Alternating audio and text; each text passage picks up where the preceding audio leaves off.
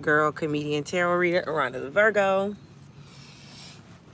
Welcome to my channel. If you haven't been here before, make sure you hit the like button and hit the subscribe button. For everybody else, welcome back. If you were watching my Libra reading a little earlier today, welcome back. I fell asleep because I was tired, and now that I got some rest, kind of like how you have a nap, I've gotten some rest. I'm trying to go back to sleep, to be honest, because it's like 2, 3 in the morning here, and I figure I can get my sleep in and wake up a little earlier, because I didn't wake up until I woke up at like 8 or 9 yesterday, and then still didn't feel fully awake until about 9:30-ish. Then after 9:30-ish, I started getting ready, started washing up and shit, changing my clothes. And, I like to get a playlist going or, listen to an informative or interesting YouTube video or whatever while I get ready. Then I take the tent down and I go start my day and go do shit, right? And so yesterday morning, because now it's 2 in the morning, so it's a whole different day. And like I said, I was trying to go back to sleep to, wake up earlier. Like, you know what I mean? I ain't even fight the sleep that I knew I needed. I accepted the sleep. I embraced the sleep, and I was like, I get my sleep. I'll wake up at like maybe 5, 6, whatever, when the sun is out. I wait for the sun to be out because it's easier to take down the tent. I could take down the tent, but just like I put up the tent at night, it's just easier when it's daylight and shit like that. Hold, please.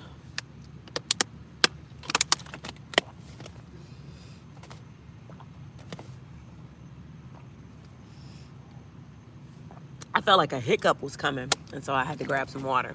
But anyway, yesterday morning, I was finishing up watching Drink Champs, the Kareem Biggs Burke episode. And I started watching it a couple days ago, right? And I was very engaged in the interview. I was very engaged in just the entire thing.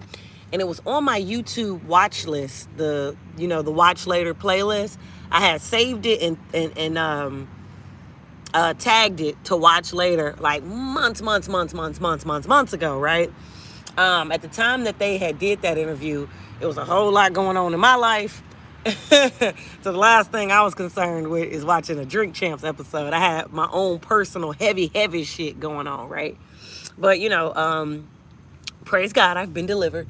And, now that I got back into my normal flow, the flow that I usually been on before all this other goofy shit happened in my life, I'm back to, like I said, consuming content, making playlists, doing the regular shit I was doing for my own personal enjoyment and, sometimes motivation and sometimes just entertainment, right?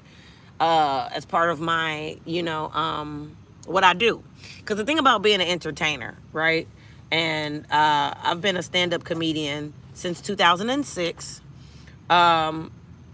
Still a stand-up comedian, will always be a stand-up comedian. And I'm so tired of explaining that to people. Child, I just let people think what they think and do whatever they do. But once I had my spiritual awakening and once I came face to face, right, with areas in my life that were breaking down, that wasn't working anymore. And I kind of, like I said, I've mentioned this previously on my podcast and probably previously on this YouTube channel. I need to move this so I could look directly in the camera and stuff.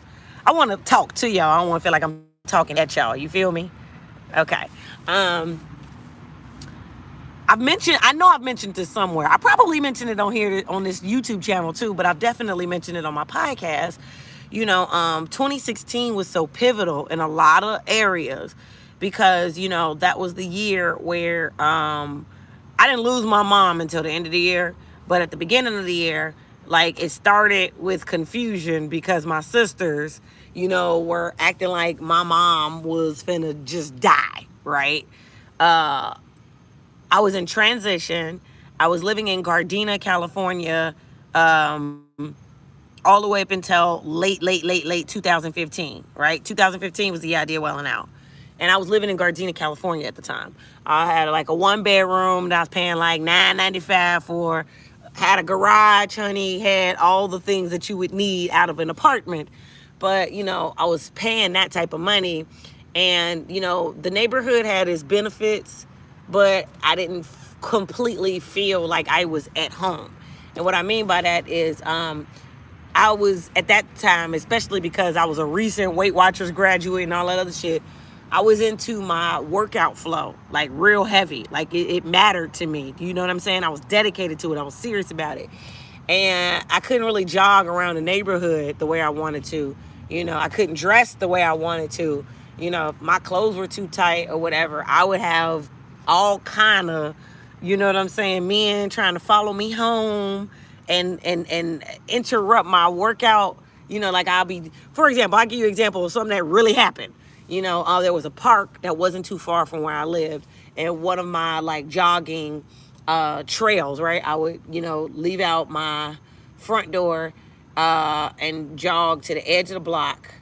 And there was like, it was on the main street because it was off of El Segundo and Crenshaw. So I would jog down the main strip. There was like a laundromat and stuff like there. Well, sometimes people would parking lot pimp at that laundromat. Like, so they'd be sitting in their cars, hanging out at the laundromat. I'm jogging past. Excuse me, blah, blah, blah, blah, blah. I'm in my zone. I'm focused. I'm just trying to jog. Brother. I'm trying to mind my business, right? Excuse me. And I'm like, I'm good. I'm keeping jogging, right? Going toward the park. Motherfuckers, leave the parking lot, follow me, and be driving like slow. You know what I'm saying? Following me. While I'm going to the park. Excuse me. Like the scene from Friday where Miss Parker come out and shit. Except I wasn't as old as Miss Parker and shit. But like you jogging and shit, they behind you like LA dudes, man. Cause these was neighborhood niggas. LA dudes, I don't know. They just, I don't know. I can't really call it with them. Like, their energy is just really interesting and different to me. Sometimes it's a good thing, sometimes it's a bad thing, but their energy is just different. That's all I can really say, right? The energy just is different. And I was just like, man, I'm not on this right now. Just respect my boundaries, dude. Like, whatever. And it was happening one too many times. That was around the time that one of my exes, Little Rail, somebody I dated when I was a brand new comedian, I dated him for 6 months in Chicago, okay? He was a cheating ass, and we broke up. And I had moved on. I minded my business. He allegedly moved on, or so he said, got married in the whole nine, okay? Moved on allegedly, right? And this is like 2015. I dated him back in like 06, 07 when I was brand new for 6 months, right? And in 2015, especially when I did Wildin' Out, he was trying to get back in. In fact, what was so funny about that, Rail ain't even have my phone number. Here's what's interesting, you guys. I had the same phone number since 2007. I've had the same phone number from 2007 to 2017. The same number. That entire time, my number was that 773-454 number. From 2007 to 2017. I dated Rail 2006, 2007. Okay? I wasn't disrespectful or none of that shit while he was married or nothing like that. But even after we broke up, we were still on talking terms. You know what I'm saying? Because we were coworkers. He had already, it wasn't even about me, even though he was trying to act like, we still were something, right? He had went back to his ex. He was fucking a bitch named Crystal on the west side. WGCI, which was which is the main radio station in our city, they started giving him some play. Like, they really was fucking with him. He's coming up, Chicago's comedian, blah, blah, blah, blah, blah. And he was getting like shout outs, right, at the local nightclubs. And so he felt, real full of himself at that time, right? So that meant groupie city, okay? So he had all that going on. And we were still on talking terms. We was coworkers. But, I went on and, child, I dated an architect. It was an architect nigga that I met at the Urban League in Chicago.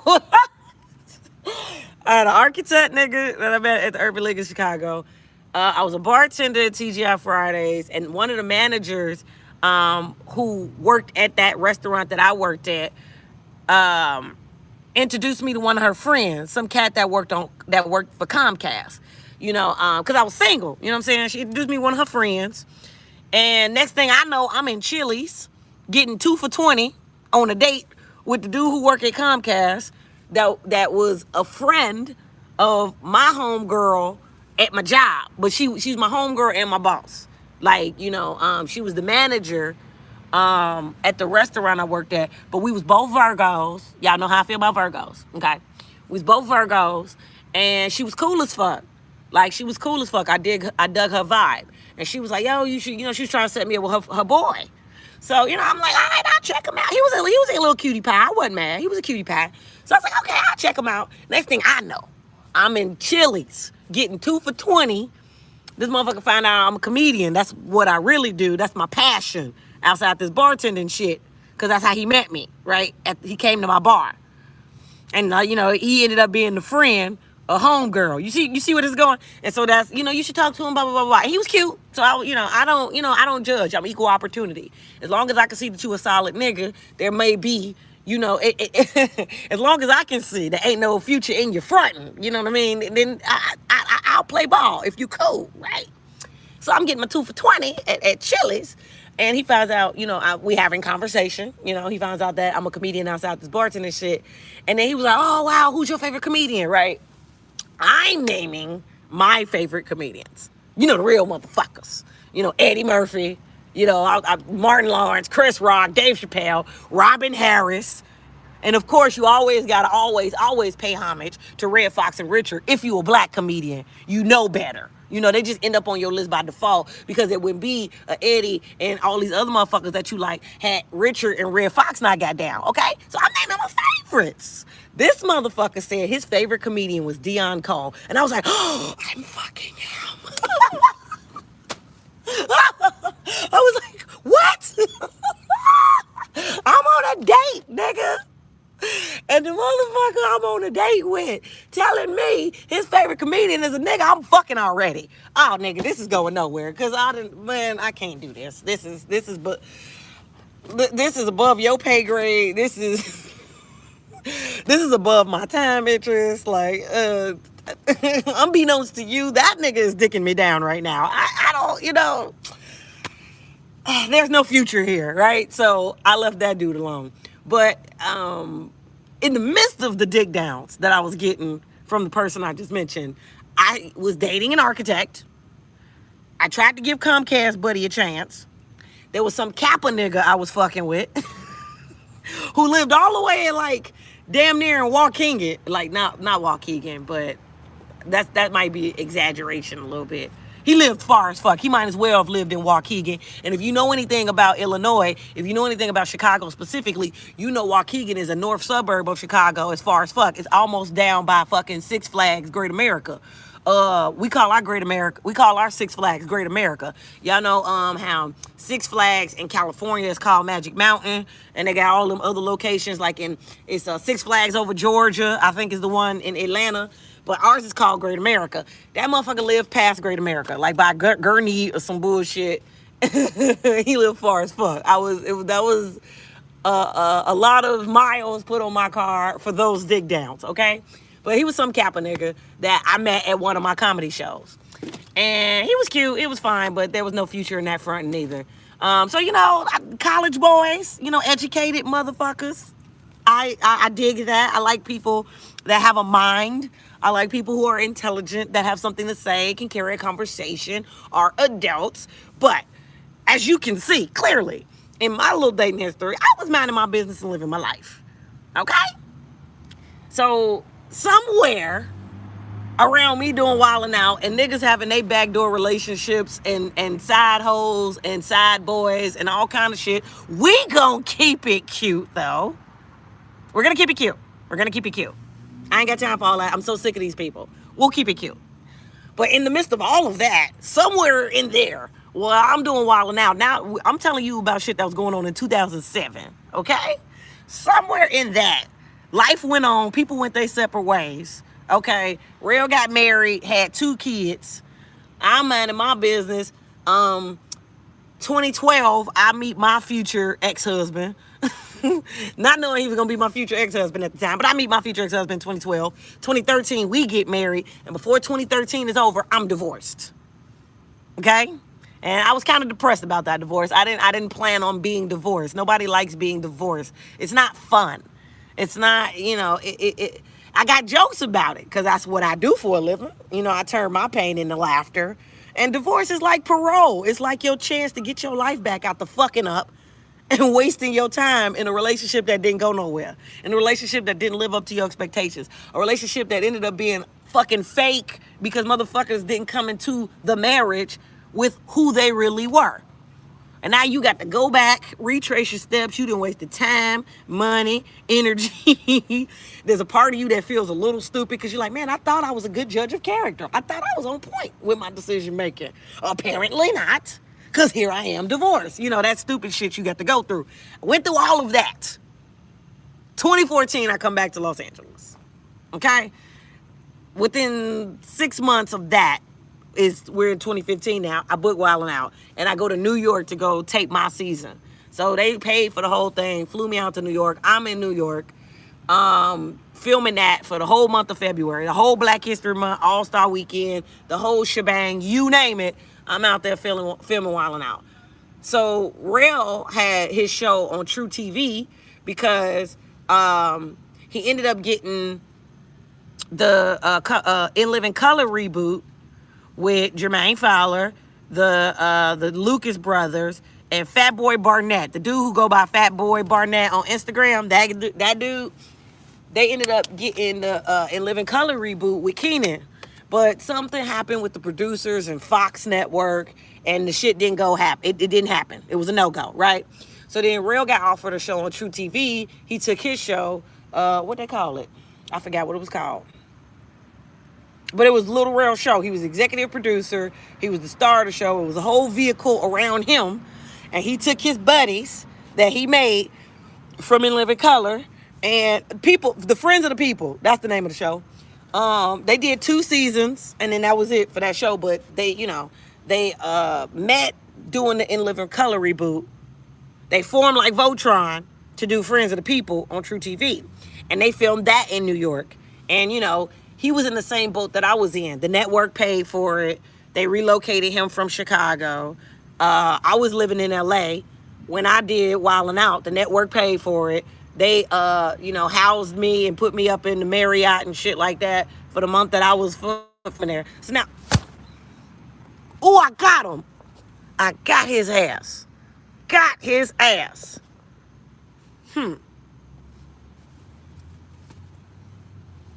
Another fucking mosquito got through here. And child, I've been on defense with these mosquitoes because one of the mosquitoes fucked me up so bad yesterday. I got these mosquito bites. And while I was doing the Libra reading earlier, one of them had came in somehow. Probably because I had my screen door open and then I opened up my door a couple times. It don't even matter because they so tiny, they just fly in and do shit. But I've been catching their ass today. I had to let y'all in on that because they fucked me up and that's what's going on. So I had to take care of that. Anywho, back into the story. So we in 2015, okay? Now, Rail and I are out in New York. We 2 Chicago motherfuckers. We out in New York working. Keyword. I wasn't out there just hanging out. I wasn't out there because I ain't had shit better to do. I wasn't out there because I was bored. Motherfucker, I was out there getting paid working. You out there getting paid working. Somewhere in there, Real decides he want to try to give it a go again with me. He's now divorced. I'm now divorced. And we're on some, hey, we're living our dreams. Hey, we're 2 Chicago kids trying to make this shit happen. You divorced. I'm divorced. We have history. Well, let's see. We were younger then. We're older now. You got 2 kids. We're mature. Let's see what's going on. Right? But Rail didn't even have my number to initiate that. And my number had not changed since 2007. Rail had to find me on Facebook. That's how Rail got in contact with me. So the whole narrative, right, of me being stuck on him or keeping things going with him, it was just utter bullshit. And I had to deal with 3 years of motherfuckers giving me that when I wasn't even thinking about that. It was some shit that was in the past, stayed in the past, whatever. But let me tell y'all what happened during this period of time. Rail was fucking with this girl from Chicago because he always got something going on, shenanigans and shit. First of all, I found out his divorce wasn't final and that he lied to me about that. That was the first thing. I was like, so where your divorce decree at? He was like, huh? I was like, your divorce decree. He was like, what is that? You didn't get a divorce decree? Well, my wife said she needed some money for something. I just gave her the money. I figured she did it. You figure she did what? What did she do with the money? If you ain't get a divorce decree, you still married. I'm going to call her and find out if that's true. He called and found out, and she didn't know nothing about a divorce decree either. I'm like, what kind of divorce y'all have? Are y'all separated? I was like, you know what? This is the same messy shit you had going on in 2007, and I decided I'm above this. I'm trying to, be the bigger person. I'm trying to see whatever, but I'm just as frustrated with you as I was frustrated with you back then. So this second go round, when we tried it again, it only lasted 3 months, you guys. Just 3 months out of my life. Just 3 months. Because I wasn't going to even make it to another 6 months with this motherfucker. Because shit wasn't going good. I'm going to tell you what else happened in that 3 months. Kevin Hart wanted to... Oh, yeah, I forgot about this. I've never mentioned this before. Let's do this, too. Let's go here. Because I don't give a fuck. I hate all these people now. 3 Arts. 3 Arts is a very prestigious entertainment agency, okay, in the industry. It's a, they high level. They have a lot of, like, dope acts, that are, getting paid very handsomely in Hollywood, right? 3 Arts had Louis C.K. 3 Arts had Kevin Hart. 3 Arts had Hannibal Buress. Little Rail was on 3 Arts. His person was Avi. Avi was his manager, et cetera, et cetera. Who else was on 3 Arts? A gang of people was on 3 Arts, okay? Okay. So Rail was trying to get me on 3 Arts. That was his whole, I'm the man now. I'm making moves now. I'm going to have my people call your people. He tried to hit me with that shit. And I was like, okay, whatever, right? I send him a package. I send him my shit. I send him everything. And, some lady hits me back and she's just like, we don't know what to do with you. When she said that right then and there, I was like, you're full of shit. You want a black stereotype, and that's how y'all make y'all money. Y'all don't know what to do with black women. How do you not know what to do with us in fucking, at this time it was 2015. And I was like, how the fuck do you not know what to do with us when in 2013, somebody named Beyonce was like the largest act of everything going on, dropped the album by herself on iTunes at midnight, and the world went nuts. That was a black woman who did that. Like, that's the type of world we live in now. Because that happened in 2013, and we're in 2015, and I'm having a conversation with this white lady, okay? And I'm just like, what do you mean you don't know what to do with us? Like, out of all the things there are to do, Kerry Washington was shutting it down with Scandal. You know what I mean? Scandal was a hit show. Like, I'm just thinking of all, like, the black girl magic things that had been happening around 2015, circa 2015, things that were a thing. Empire hadn't quite started yet. That was later in 2015. But, Taraji P. Henson, Cookie, all of that, like, that was later. But even then, when Empire was hot, Empire, the show, brought in a whole lot of money, and that was a black show. Those were black actors. How fuck you don't know what to do with me? You know what I'm saying? Like, how you don't know? I don't get it. But whatever. That's what 3 Arts told me. So that happened. That was a thing. Okay? Followed by Kevin calling Rail all the time. Because Kevin, on the stand-up side, was starting to, decline. I'm just keeping it 1,000. I ain't got time for this shit. Starting to decline. And one of the ways he wanted to keep his name high, also make a couple coins, was to take on the role of, okay, so now I'm going to be the motherfucker who presents shit. I want to executive produce people's specials. That means I still get to look like the motherfucker because it's Kevin Hart presents so-and-so. And because he knows Rail is hilarious and Rail's going to deliver, he look like the man. You know what I'm saying? Because I'm introducing the world to this motherfucker and he dope. And Rail, rightfully so, Rail is dope. Dude, Rail ain't even want to do it. Rail didn't even want to do it. I don't need Kevin. Fuck that nigga. Woo. I was like, well, I mean, Friends of the People is coming to an end. And and you know that you want to stay active, and you know that you want to take your career to another plateau, from your position, what could it really hurt? Like, if anything, his fans will become your fans, because you gonna go out there and you gonna deliver and do what it is that you do. And if they like comedy at all, if they even understand what funny is, they're gonna like you. So now you got a whole new, a whole new fan base, exposure to more fans. You got more exposure. You got somebody who's the it boy right now giving you a green light. So it's going to make the other people like you. I mean, from this perspective, what could really hurt? You still living in Chicago. I mean, yeah, they paying for all of this and all of that from True TV while this show is filming. But you still going to have to pack up and take your shit back to Chicago because that's where you live.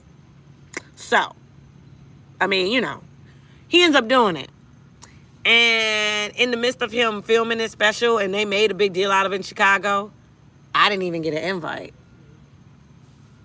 I was the motherfucker that talked you into it. And what he wanted to do was, he had this girl named Tina or whatever who was trying to start a catering business. Like, she cooked chicken or some shit. And she was living in Chicago at the time. And allegedly, that was the chick he was in love with. And there was another chick, a white chick, though, from Chicago, Tag Your It Tracy. She was trying to get into promotions, right? And there was another dude named Lil Wayne. No. Okay, his name was a play off of Lil Wayne. Like, not Lil Wayne the rapper, but Young Wayne. Young Wayne. I had to think about, this was so long ago, y'all. Young Wayne. His name was like Lil Wayne, but the name he went by was called Young Wayne. And Young Wayne was actually doing his thing in Chicago. He had some type of high school basketball syndicate shit that he linked up with Nike or something. He got Nike to sponsor or some shit. And it was actually, a cool little look for homeboy. And he was making a little name for himself in the city with these little basketball tournaments and shit sponsored by Nike, right? And, like, that was one of Lil Rel's young boys, right? Okay, so all of that going on. And then the nigga who was the best friend to Tony Rock, who I used to fully respect because that was my homeboy. But, motherfuckers got to stay loyal to their ties or whatever. But so, Tony Rock decided to stay loyal to his boy, an idiot from New Jersey named Dwight Elmore, who tried to manage me, but I was more competent than he. And all he wanted to do was try to, get some ass. And I just don't find him attractive like that. Like, he doesn't have that alpha energy, that sexual energy that arouses my loins. Like, he just does not. People have it. People don't have it. People, when they have it, I be trying to see what's good because I'm an adult and I live my life. But when they don't have it, I mean, you might as well be neutered to me because it don't do nothing to me. It don't interrupt my flow, my vibe. I'm not the least bit tempted because there's nothing about you that arouses my loins. And everybody has that. There's things about me that don't arouse other people. I'm not they type. They're interested into some other shit. That's just how life works. If we could all just be grown and accept that that's a reality, the world would be a better place. But I digress. Dwight was tied in with the Young Wayne dude, the Tina girl, and the Tag Your It Tracy bitch. Fuck that bitch. Because that was the bitch trying to threaten all these legal, ramifications. And I'm like, bitch, you're powerless. Stop. Stop. You might have an end with some of these other fake-ass people that are low-key racist, but they act like they're cool because they have one black friend. You might be cool with them motherfuckers, but bitch, you're trash, okay?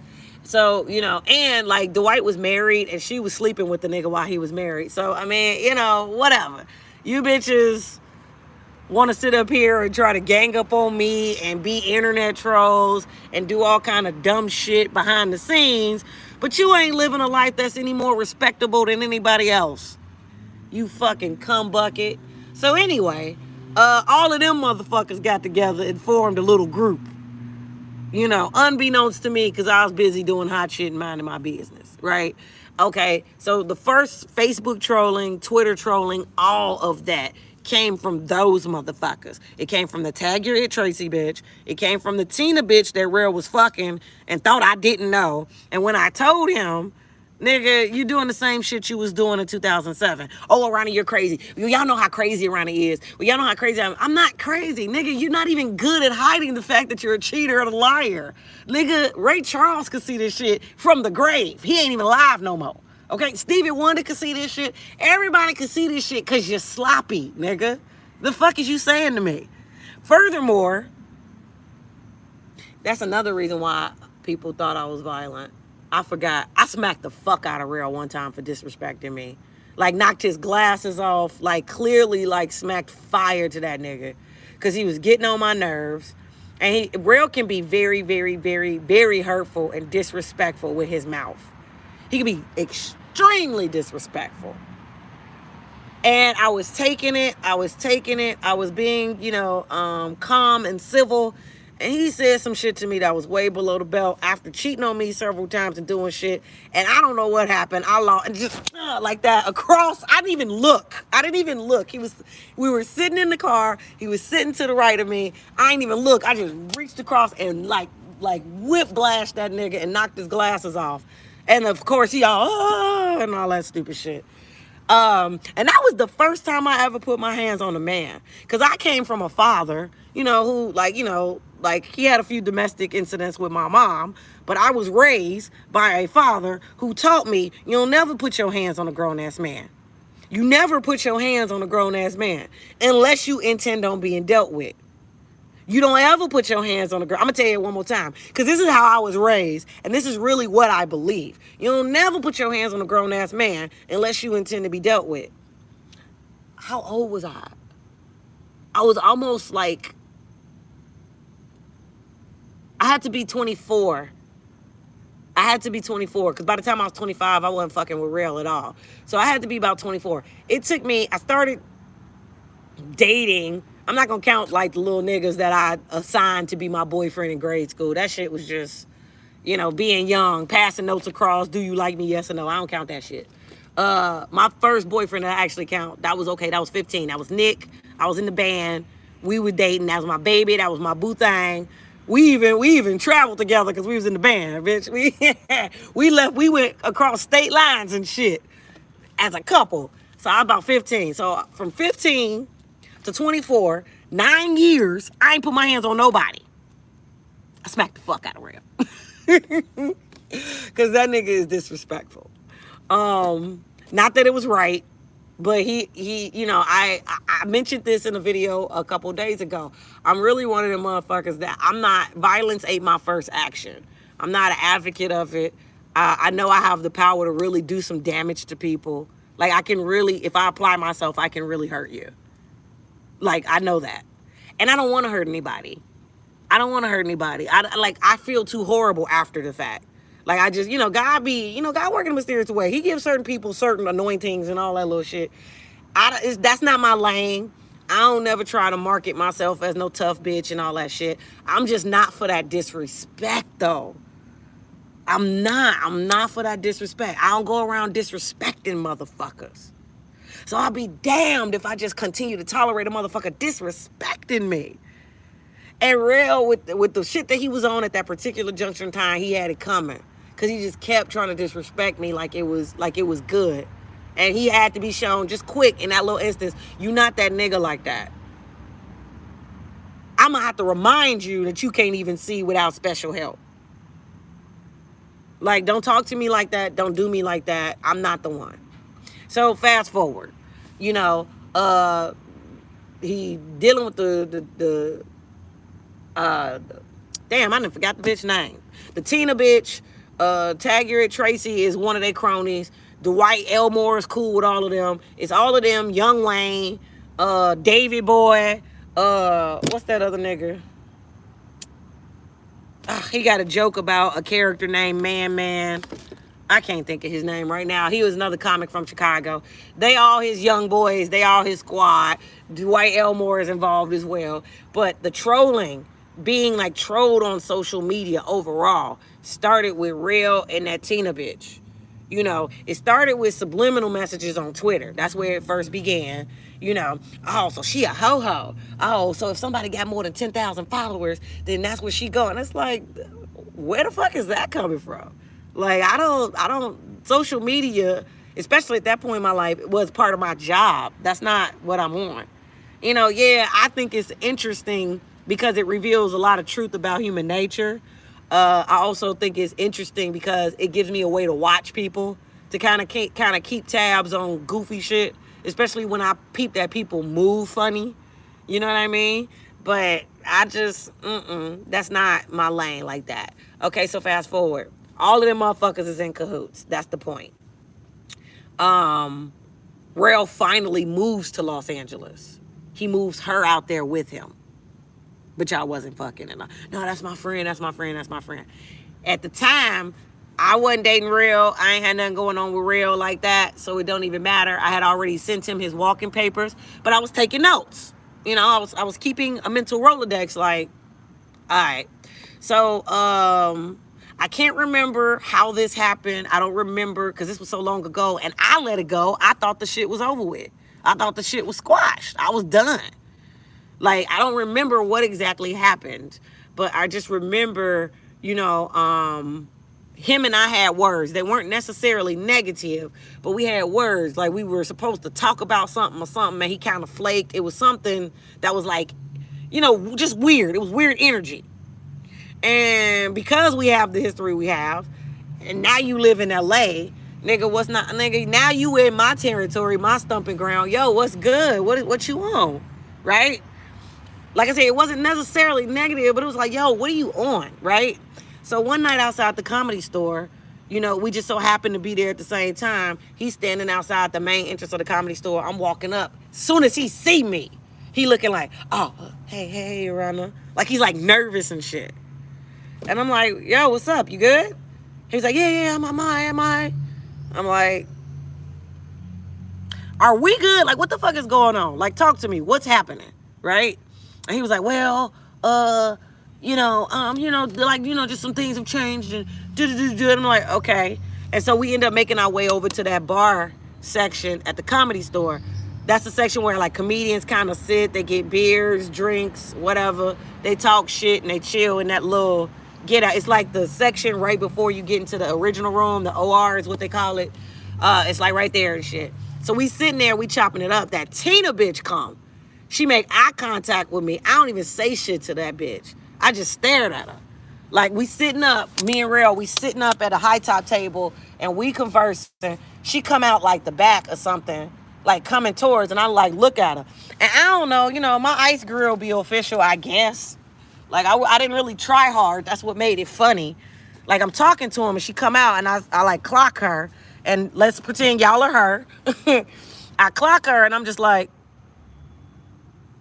is it just plain face, I don't feel like I'm super menacing or no shit. But it was just like, because I know you've been talking shit. I know exactly who you are. I know everything, even though you think I don't know. It don't matter what you think about me.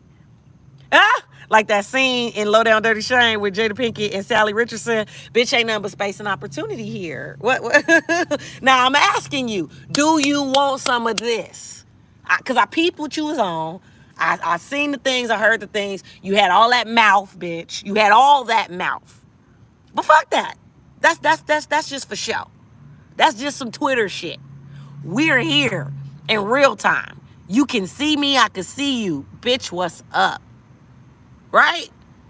She see me and she darts out. Like she walks really fast, like out of the little area. She walked so fast, y'all, this bitch tripped on her way out. I ain't say shit to the bitch. I ain't do nothing. I just gave a look. And the look was every bit of, what's up? Hi. It was that. That was it. And like she saw me and she like tried, she like fast broke and shit out the little bar area. The bitch tripped. I laughed. She tripped leaving. I was like, looked at Real and I'm just like, whatever. You like it, I love it. Nigga, this bitch don't want none of this. So now what? Now that I done pulled her whole car, I pulled yours. Now what? Where are we? Can we go back to being adults? Are we grown now? Like what? Now what? Right?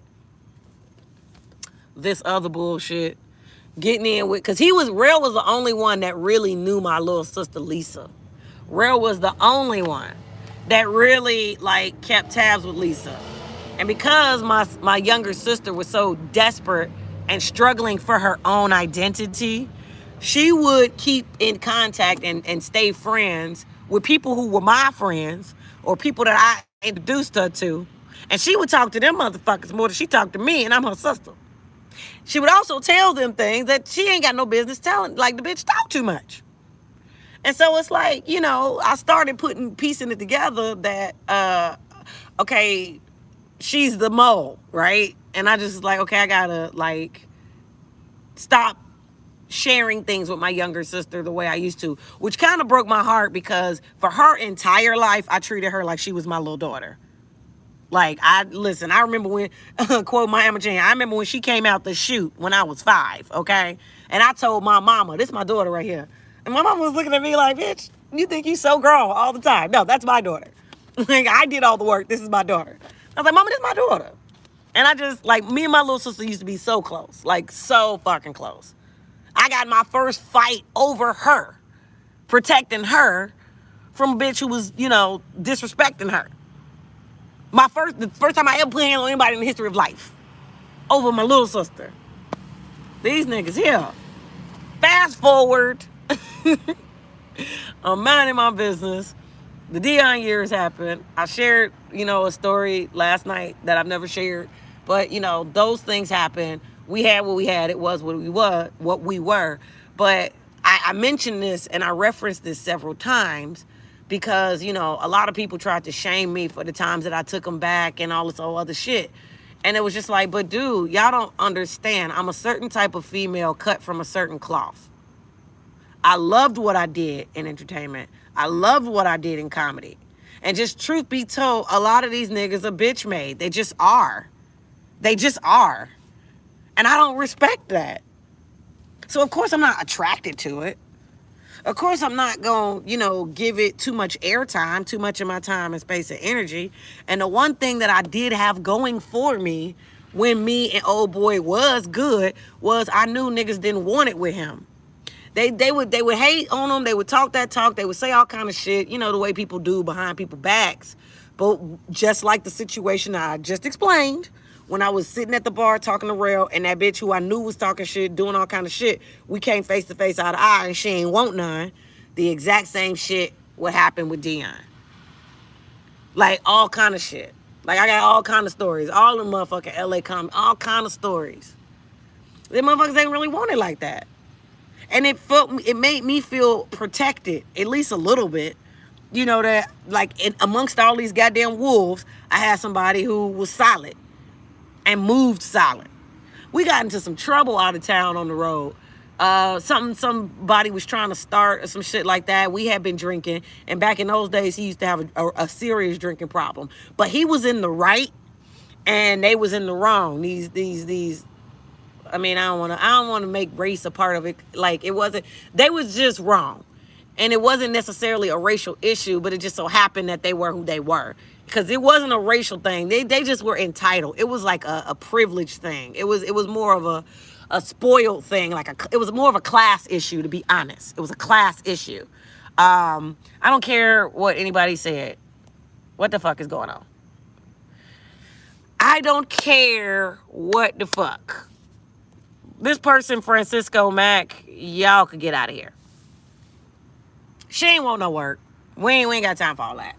So, because even now, people are on YouTube, all of this has happened. And we still are where we are. Because it's bullshit. Back to my story. We were out of town. And they was really trying to, it was like a class issue. And they was really trying to amp up, the bullshit.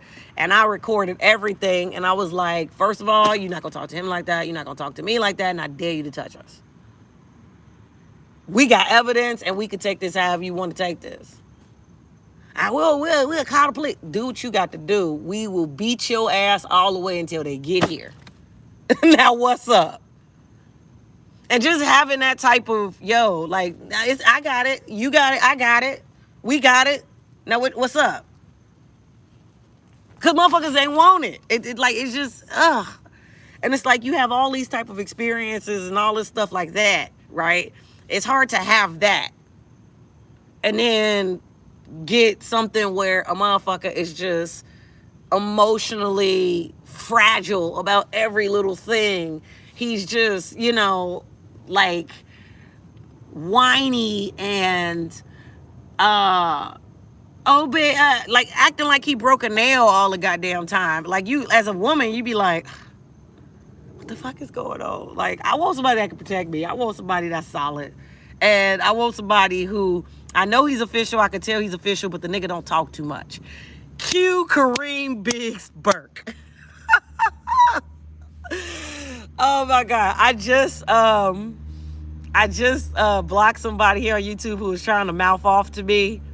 You don't like what type of dudes? Soulflower, you don't like what type of dudes? The one that's the whiny niggas? Because those are the ones I don't like. I can't, like I said, from the way I was raised, from the way I'm built, from where I'm from, and all of that stuff. And here's the thing, like I said, I'm just not for the disrespect. You know what I'm saying? We could figure this out one way or another, because I'm a real bitch. However, I'm not somebody that's like marketing myself or promoting myself like a tough bitch. I don't care about that shit, bitch. I would rather have some motherfucking edibles and my coffee and my motherfucking business. The whiny dudes. Yeah. Like, listen, let me tell you something. I've been watching the I Am Athlete podcast. And baby, when I tell you Ocho Cinco, like, it was his birthday or whatever, and he said his girl was trying to do something special. He was like, his girl Sherelle. He was like, I don't even want no dinner, baby. I just need my cigars and my Starbucks. I was like, let me find out me and Ocho Cinco be on the same shit. He's like, I just want some of my cigars and my Starbucks. Exactly. Because that's all you need in life. Motherfuckers, that Tina bitch was the first person that ever was exposed to me or, had the pleasure of even knowing who the fuck I am, who was trying to hate on my Starbucks, like how much I frequented Starbucks, how much, because I posted it always on Instagram and shit like that because I like Starbucks. And also, like I told people, Starbucks is where I take my meetings because I'm not going to your house. You're not coming to my house. We're not doing all of that. If it's about business, we're going to keep it about business. You can meet me at motherfucking Starbucks. And that's where I hold everything. And I write it off. It's a business expense every time. And now I'm a stockholder in Starbucks. So it's about to get real. It's about to get real different in these streets. But yeah, like she was the first motherfucker that I caught having an opinion about how much I go to Starbucks. Bitch, you don't know me like that. Who fucking cares how much I go to Starbucks? Bitch, you not paying for it. You just some bitch from Chicago watching me because you trying to be all up under him. Bitch, use your own pussy and your own personality to make him love you the way you feel like you need to be loved. Don't discuss me. Keep me out your mouth before I fix it for you. Use your womanly wiles. Use what's so awesome and dope about you to make him more interested in you. Don't degrade me or have me in your mouth to gain favor. Yeah, because that bitch ain't know a good thing when she had it. That bitch left you. That bitch is stupid. That bitch, all that dumb shit that bitches be doing. And men be doing it too. But that dumb shit, I don't fuck with none of that. But I digress. I was like, yeah, my cigar, nigga, listen, baby. Shout out to my 2004 Scorpio boo. That's the motherfucker that got me smoking fucking cigars. He took me to a cigar bar, and I was like, I always wanted to, you know what I'm saying, get me a little Cuban cigar and see what the fuck is real and all that little shit, and swirl it around in my port and all this other shit. And so we did that. We was smoking cigars. In fact, oh yeah, that's another thing. That's why the tea I just gave y'all and breaking down everybody's affiliations and all that shit that was happening in 2015 is important, because at that time, although Real was trying to get back in, we were discussing it, we were trying to see, we was flirting, we was hanging out, we eventually, it led to us fucking again, like, but it was in motion. It wasn't official. It wasn't, you know what I'm saying? It wasn't like, it was just things that were happening, right? In the midst of that, 2004 Scorpio boo, because he Niggas in these alibis. I break niggas' hearts and then they want to go take my dreams and continue their life with shit that I introduced them to. I was always obsessed with New York, right? Like being somebody from Chicago. I was trying to go to NYU in undergrad. I tried to go to NYU for grad school and get my MFA. I was trying to get my Spike Lee on and all that shit.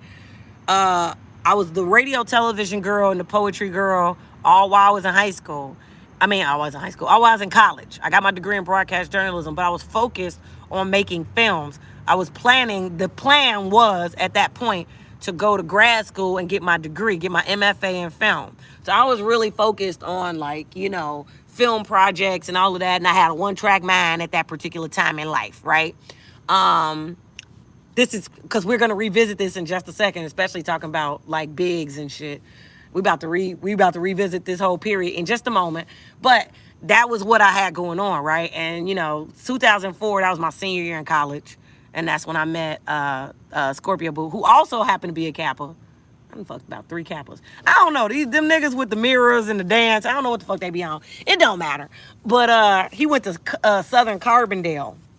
And the motherfucker had graduated and they had shit better to do, so he started hanging out on our campus because he had graduated from college already, right? And because he was a noob, you know what I'm saying? He was hanging out with the noobs on our campus because it's post-college, he grown. I could at least be with my frat brothers, and the noobs had a house at the time. This was back when I was trying to do my whole AKA shit, all that goofy shit I was on. Not that they're goofy, but I was goofy. It don't matter. But I was on that shit, right? And he was a Kappa. It's whatever. But anywho, we was fucking. We was dealing with each other. He was the first nigga that I ever told him I loved him. And, we had some adventures and some times. We fell out. We lost contact. But at the time, I was, like I said, I had a one-track mind. I was all about my film shit. I was going to go to New York. I was going to get a place in Harlem, job, blah, blah, blah, blah. I had my whole little life mapped out. We broke up. This motherfucker moved to New York. This motherfucker moved to New York. It was 2004. By the end of 2004 or early 2005, this nigga was in New York and called me. Yeah, this shit like a Tarantino movie. I was like, what? He's like, yeah, man, I packed up my car and I just rode out here. I'm here. I'm going to make New York work for me. Blah, blah, blah, blah, blah, blah, blah. And I was like, whatever. Nigga took my dreams and went on and moved and lived his life. And it was funny. So the reason why he's important is because we never, ever, ever, ever, ever got back together. Like, we never, ever, ever got back together.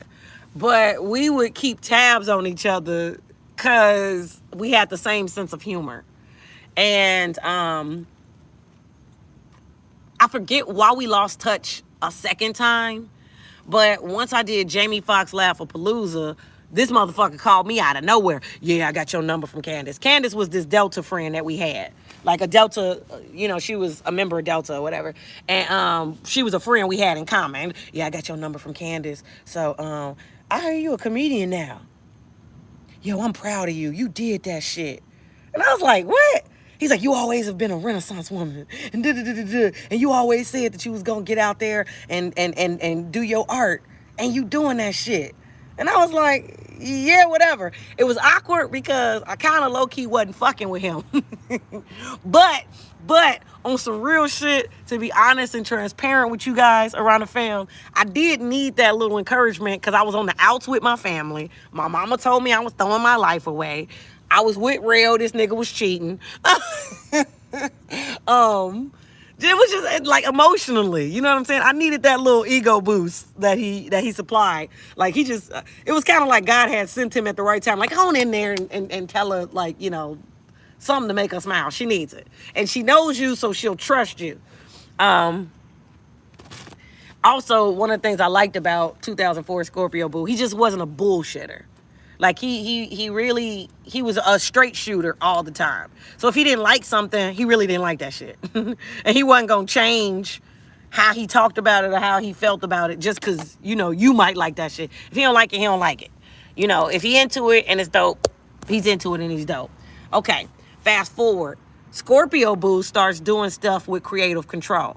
Creative Control was owned by Dame Dash. Dame Dash and Biggs was doing that shit together. Okay? Scorpio Boo, who was in marketing, started having accounts and like, work with them, right? Specifically. Not only that, I was a huge hip hop fan. Like super huge, right? All my life. Since age 5, okay? And all of my close friends, like people that I really held in high regard, were super duper hip hop fans. Like they were, like, I was the type of person that I could fit into any social circle because I have an empathy and a respect for people. You know what I mean? So, depending on what people are on and what the vibe is, I could come in and check in with the group, whoever the group is, without undermining who they are, what they about, or making them feel fucked up because they're not necessarily into everything that I'm into. I just let people be themselves. That's been my philosophy all through my life, right? So it's like I had like friends that weren't super hip hop fans and, people who were this type of friend, that type of friend, et cetera, et cetera. But like the people that I held close to here, they were all super hip hop fans. Scorpio Boo was one of them. So, and we both at the time was super Jay-Z fans. Like we would sit and listen to like Jay albums and break down his lyrics and all that little shit together. Okay. So when he dropped the Black album, which was 2004, I was a college senior. The whole like part where he was like, the drought that defines a man when the well runs dry. You learn to work the water without working thirst till you die. Yep. Like that whole little part on December 4th. And niggas without product get tied up with product. We love that shit. And I remember that when it first dropped, he was like, did you hear that shit? I was like, I know. Run it back. Run it back. That's the real shit that we were on. That's my real identity, my real life. I've always been that way. I was even that way with Rail, but Rail was like a big ass Cameron fan.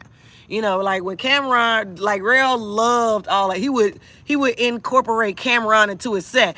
Ooey gooey, tutti fruity with the biggie booty. Like that nigga was on some bullshit. Like I appreciated Cam. And I appreciated the mega hits that Cameron made. But I wasn't a super Cam fan. Lil Rel was a super Cameron fan, right? Me and 04 Scorpio Boo, we were super big Jay fans, okay? And also, around that time, like when Rockefeller had like the height of their success, when Jay-Z dropped Jigga, My Nigga, all that shit, like I was on the pom-pom team in high school. And that was a part of our little dance routine. Like, we had all of that shit and all of that. And we was doing the pop and shake it. Niggas better get it right. Bitches better get it right. Like, that was, like, I was in high school. You know what I'm saying? And so, when I get the CDs, on the cover, you would always see, executive produce, Kareem, Biggs, Burks. And you always would see, hip-hop since 1979. Because that was, like, their other friend. Or at least that's what I thought being a hip-hop fan. Right? Okay. So I'm watching Drink Champs. Okay? And I ain't never seen Kareem Biggs Burke in my life. And I'm like, this nigga is fine. What the fuck? I even typed it on YouTube. I'm like, he's a cutie. Where the fuck he been? Then he was just always the silent partner of Rockefeller. He was always the dude in the shadows, right? And, Rockefeller was Rockefeller. Like, always. But he was just a dude that was getting things done. Obviously well. Obviously respectably. But you ain't need to see him all, no, I'm not on that. But you ain't need to see him all over everywhere to, know that his presence was felt, to know that he was putting work in and doing shit. Who he is and how he moves and how he made things happen and all of that stuff, and he was just as integral in the movement, that's how I like my men. That's how I try to be my own. You recognize it because you understand what it is. Nigga, I don't gotta talk a lot for you to understand that I'm official. I don't need to do all of this stuff. I know who the fuck I am. I know what the fuck I can do. I know what the fuck I'm capable of. If you don't know, that's your fault. Maybe you need to get to know me. That energy, he got that shit. And I was like, this motherfucker is sexy. I'm a man of my business. I don't know him. I don't know what his life is going. I don't know what the fuck he got going on in his life. And I'm so jaded with what the fuck happened to me. With this goofy nigga from Queens. I'm over it. Listen. I just want to, look. Around fam. I just want to sit in the fetal position. And do this. for like another 6 months when I don't have to worry about shit. I'm just so over niggas and they bullshit. I'm tired, right?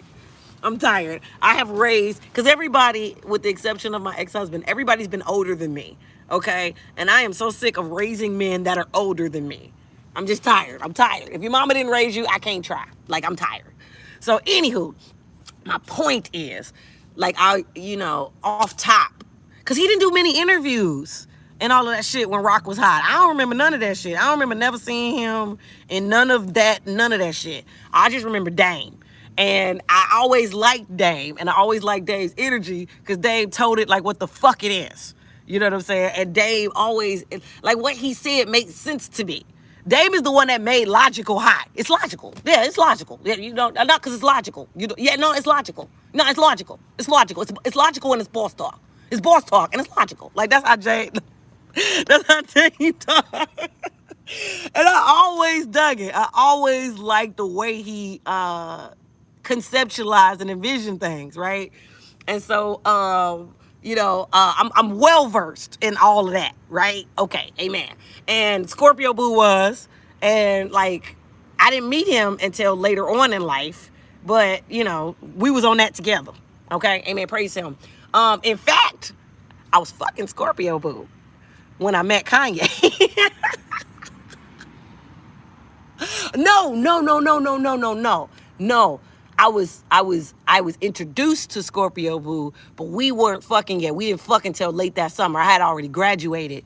I was still in school. I was still a senior, about to graduate when I met Kanye. But check this out. This is how life works, and this is how shit be interested in shit. Okay, so I'm a broadcast journalism major, okay? I had a radio show on the college radio station. So I'm a radio girl. I worked at the school paper. I worked on the school television network, UI7, reporting the news, running the audio boards, doing the weather. I was the newsroom producer, and what the fuck? Election coverage. The year Barack Obama got elected to Senate, the year Barack Obama got in, back in 2002, I ran the election coverage and supervised the newsroom and kept making sure we churned the stories out so that we didn't have any dead air on the station. I worked that election, 2002, when Barack got elected. Okay, amen. So I was doing all that shit. That was my flow, right? Back in that era. And then I got this bomb-ass, kick-ass internship at UPN. And it was so fun, and I loved it so much. It was an internship. I wasn't even getting paid, y'all. I was doing it all for free. But they loved me so much. Shout out to Agnes Gutierrez with her awesome self, whatever she's doing in life. It was Agnes that was like, we got to get her some money. We got to, like, do something. Like, she is killing this shit. And I ended up getting, like, $10 a week. They're like, we need to at least give her some bus fare, like, some lunch money, something. I was writing their scripts. I was writing their voiceover scripts for the announcers, because back in those days, TV networks had announcers. Tonight on UPN 50, Sharon the Gang helps Sean seek fame. An all new round of Clueless coming up next on UPN 50. Like, all that shit, I was writing all of that. I was supervising old video clips. Like, I would have to spend time, like, hours in the tape room at the network, because they had shows that were, like, syndicated that still would come on air, but they were, like, older. Like, guys, this is how long ago it was. Ricky Lake had a talk show. People forget. I used to watch the tapes for the Ricky Lake show to make sure they were cool enough to still go on air, good enough to go on air. When Ricky Lake had a talk show. Dude, when I tell you I've been putting in work, I ain't got time for these motherfuckers and they goofy bullshit. I don't. This is why I'm telling y'all about this. Because 2004, right, I was on my television radio flow. I was trying to be an MTV VJ. Yeah, I was trying to work for MTV. I made a tape. I did a whole package. I did all this shit because I was trying to get to NYU, right, and be a filmmaker. But I need a job. So I'm going to use my degree to get the job. And I'm going to use my degree to get the dream job. Because I loved MTV at the time. That's how I got into La La and all that shit, because I used to watch MTV. Okay, man, perfect. So, I was trying to work for MTV, and, hold on. My tent is moving, and so it's shifting my light source. So now I gotta, there you go. Y'all see what I'm doing? I'm bouncing the light off to bounce it on my face. It's called white balance. Listen, I do this. I ain't got time for niggas and they bullshit and they cockamamie made up motherfucking stories because they're stupid and their egos are bigger than their paychecks. And for some of them, their egos are bigger than their dicks. I'm sick of these niggas, you hear me? Anyway, this is all around the same time. I'm trying to give y'all a conceptual, because shit ain't shit without context, okay? So I make this package for MTV, okay, to try to become a VJ and shit like that. I had scholarships to college. Get the fuck out of here. Nobody got time for you, stupid. No, you know what's another thing? These stupid ass Scientologist trolls. Motherfuckers are starting to realize how stupid they are. For all of Nick Cannon being one of them. Good child, y'all need to just Google and find the pictures of him in women's clothes, because I don't have time to deal with him right now. I have better things to do in my life. I don't have time. So just Google and find little pictures of Nick in the bikini tops and the women clothes and all that shit. And we're just gonna put Goofy, mark him as Goofy, put a stamp on it, Fat Goofy, and we're gonna move on. I don't have time for goofy niggas. Cause he's another reason why this shit happened. Cause I didn't want to fuck with him because I knew he was goofy. I knew it then. I can size a motherfucker up and see what's in his soul. I ain't had time for what he was on. No, I didn't flirt with him. No, I didn't want to give him no pussy. He's goofy. And now, I didn't have to say anything or prove nothing. The world think he goofy for how he conduct himself.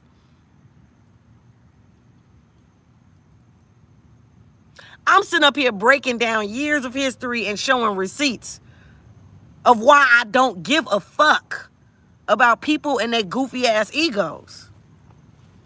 Yeah, people wanted to just try to write it off like I'm stuck up and da-da-da-da. No, I'm just official, nigga. I'm sorry that you're not. Stop making it my problem. The fuck? Where are you from? Who raised you? Blame it on those motherfuckers. So I'm trying to get in there. I'm trying to get into me. It didn't happen, okay? But this is what happened. I was a part of a scholarship program. Like I told y'all, I had 2 full rides to college when I was, coming out of high school. But they were to small liberal arts colleges, and I was just like, nah, fuck that. If I'm going to college, I want that experience from a different world. I need an experience. I really was digging HBCUs, but they ain't had no money for me. And I knew my parents was going to be on the shit that they was on, so I knew one way or another college was going to come on me, where I had to pay for it. I already knew it. I had the foresight. I was like, I ain't fucking with them like that. Right? So, at least with University of Illinois, number one, it was a prestigious school. It was a research one institution. They were Big Ten in sports. They had the supercomputer, okay, from World War II, okay? They have all this, like, awesome hot shit, and they're in the top 50 schools of the country. So they were one of the schools that, white America is like, hey, we think these schools are awesome, and this is why you should go there because they're awesome, right? Okay, right? So I picked there. Plus, it was a school that was in my state. So I was saving money because I was in state. And I only had to pay the in-state rate of tuition. It was much lower than people who was coming from out of state, okay? So, and it was a public institution. So there was some, benefits with that as well, okay? All right. So I ended up going to that school. And it's the same school that Roger Ebert and Hugh Hefner went to, so it ain't that bad. Like, we got some alums that did some shit with their life. Okay, amen. So the scholarship program that I was a part of, I still was cool with the mentor from that program. And she's a native New Yorker, okay? So when she found out that I was trying to, get in at NYU, that I was applying to NYU, Columbia, and I was trying to get in at MTV, she was like, well, I might be able to help you with that. I might know some people, et cetera, whoop-de-whoop in the bam, right? So she set up this whole little trip. Next thing I know, we stand in the Marriott, the one on 1515 Broadway. That's right across the street. Marriott Marquis. We stayed, this 2004. First time I ever went to New York. I had never been to New York before. We stand at the Marriott Marquis, right across the street from the MTV building and all this other stuff. And I was trying to get in. I was trying to get meetings. And they was just like, nah, we're full. No, nothing we can do. Blah, blah, blah. No. Right? So that was that. We had an interesting trip, though. But also, and I haven't given him enough love. And I'm going to give him some love right now. He may or may not watch this. I don't know. But shout out to my cousin Maurice. Reese, like all black men. We call him Reese. The nickname all black men that's named Maurice get. My cousin Reese, who also was supportive when I started stand-up. What? Don't come in here on no goofy stuff. We having fun. Girl, you need to get your girl gone. Oh, I don't know what the hell is going on. I don't have time. My cousin Maurice, my cousin Reese, who also was very supportive when I started my stand-up career. Like, when I tell you my family really wasn't fucking with me and everybody was judging me and hoping I failed and all that other shit, it's 100% real. I'm not making shit up for sympathy. Them motherfuckers ain't fuck with me. But my cousin Reese always was on some, well, shit, I like Ronnie. I'm going to see what she talking about. And he would always come to jokes and notes. He would always show up and buy drinks. He was always low maintenance. You know what I'm saying? He was always unproblematic. You know, just always chill. Always. And in the early days, it was just him and my brother Tony that would come and support my comedy shows. They would buy tickets, they would buy drinks, and it was always that love. And then when I got into that because one of his line of work was a car salesman. That's why I know so much about the Kelly Blue Book value and all that shit I know about cars. Shout out to cousin Reese. He helped me get my deal refinanced on my car. Where I had got a pretty dope whip. Like, my cousin Reese did that. He helped me put that deal together. And then when they was coming in trying to lowball, because they be shitting on women. They think we stupid, so you got to bring a man with you, My cousin Reese always had my back and made sure I knew what the fuck was up with that. So shout out to cousin Reese. But also, 2004, I'm in New York for the first time ever, okay? Trying to see what's up with NYU, Columbia. I'm trying to get in at MTV. My cousin Reese had a plug.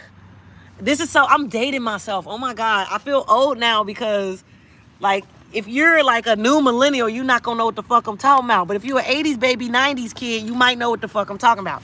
MTV used to have this show called Direct Effect or Direct Effects. It used to have Tech from The Real World on it. I think he was the host of the show and shit like that. My cousin Reese knew a producer on Direct Effects. And I was like, nigga, oh my God. MTV used to have the Lyricist Lounge show that used to have Mos Def and a bunch of other motherfuckers on it. Okay? It was like a big deal. Okay? This is the era. I'm just trying to paint the picture. You Soulflower. Bitch, stop trying to be my best friend. I love you, Soulflower.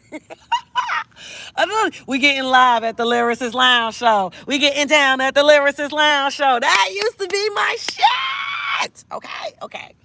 Okay, so I used to love that shit. Okay, so my cousin Reese had a plug with one of the producers that worked on Direct Effects. Okay, now, full transparency, you're 50 in August, you remember. Baby, Lyricist Lounge show was the shit.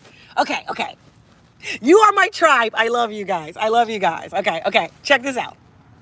So, full transparency, I always keep it real when it comes to myself, okay? Because I'm aware of what my bullshit is, and my goal is to make my bullshit funny. That's what I do, okay? Amen. Now, at this time in life, I'm a little game goofy. I'm going to be honest, okay? I'm just being full transparency. They do not make shows like that no more. That show was the shit. Nigga, while we talking about it, y'all remember Stumped? Redman and Method Man show? That was the original version of Punk'd. Until they kicked them niggas out there and brought Ashton Kutcher in, and then they had Punk'd. Y'all remember that? I remember that. Y'all don't remember that? You remember that? I remember that. I used to love that shit. To this day, I still remember that episode where they punked Ludacris in the studio. They had this garbage ass beat that they made on the Casio. Bitch, that beat was terrible. And they was in there, what's up? You can't rhyme on that beat. But Ludacris, being the consummate professional, he wasn't finna let them challenge him like that. He was like, nah, I got it. I can do it, And they was like, you sure? Because they're like, you sure? It's like, Ludacris like, I got it. And then the beat was trash, though. It was so horrible. And Beth the Dead was sitting there like, Yeah. And Ludacris was like, I got something. He go in the booth. A hell of a guy, hell of a guy. I'm hell of a fly. Like, the shit was so stupid. It was so stupid. And they was like, yeah, dog, you can. They was really tripping to like on the in the confessional shots. They was like, this nigga really rapping on this shit. We thought he was gonna tell us to go to hell. This nigga really. We waiting on the nigga to call us out and tell us that this shit is bullshit. But Ludacris was being such a professional. And I guess, he was trying to, maintain, y'all my niggas, y'all doing y'all thing. I respect y'all art. I want y'all to respect my art. So he didn't want to, be, hey, nigga, this is trash. You know what I'm saying? It was so funny. They was like, we was expecting him to really call us out. This beat ain't shit. We know this beat ain't shit. And he really rhyming on this motherfucker. A hell of a guy. Nigga, the shit was funny. Anyway, that era was so awesome. Anywho, so he had a connect with Directs, right? But okay, you guys, I'm going to say it again. At this particular juncture in time, I was a little game goofy, okay? And I was game goofy because I wasn't very sexually active at the time, right? I didn't lose my virginity until I was like damn near 19. And at the time, I'm like 21. That's just a few years later. And I wasn't, don't let the light skin fool you and shit. I was minding my business. I wasn't too active, you know what I mean? Fucked a couple alphas. Yeah,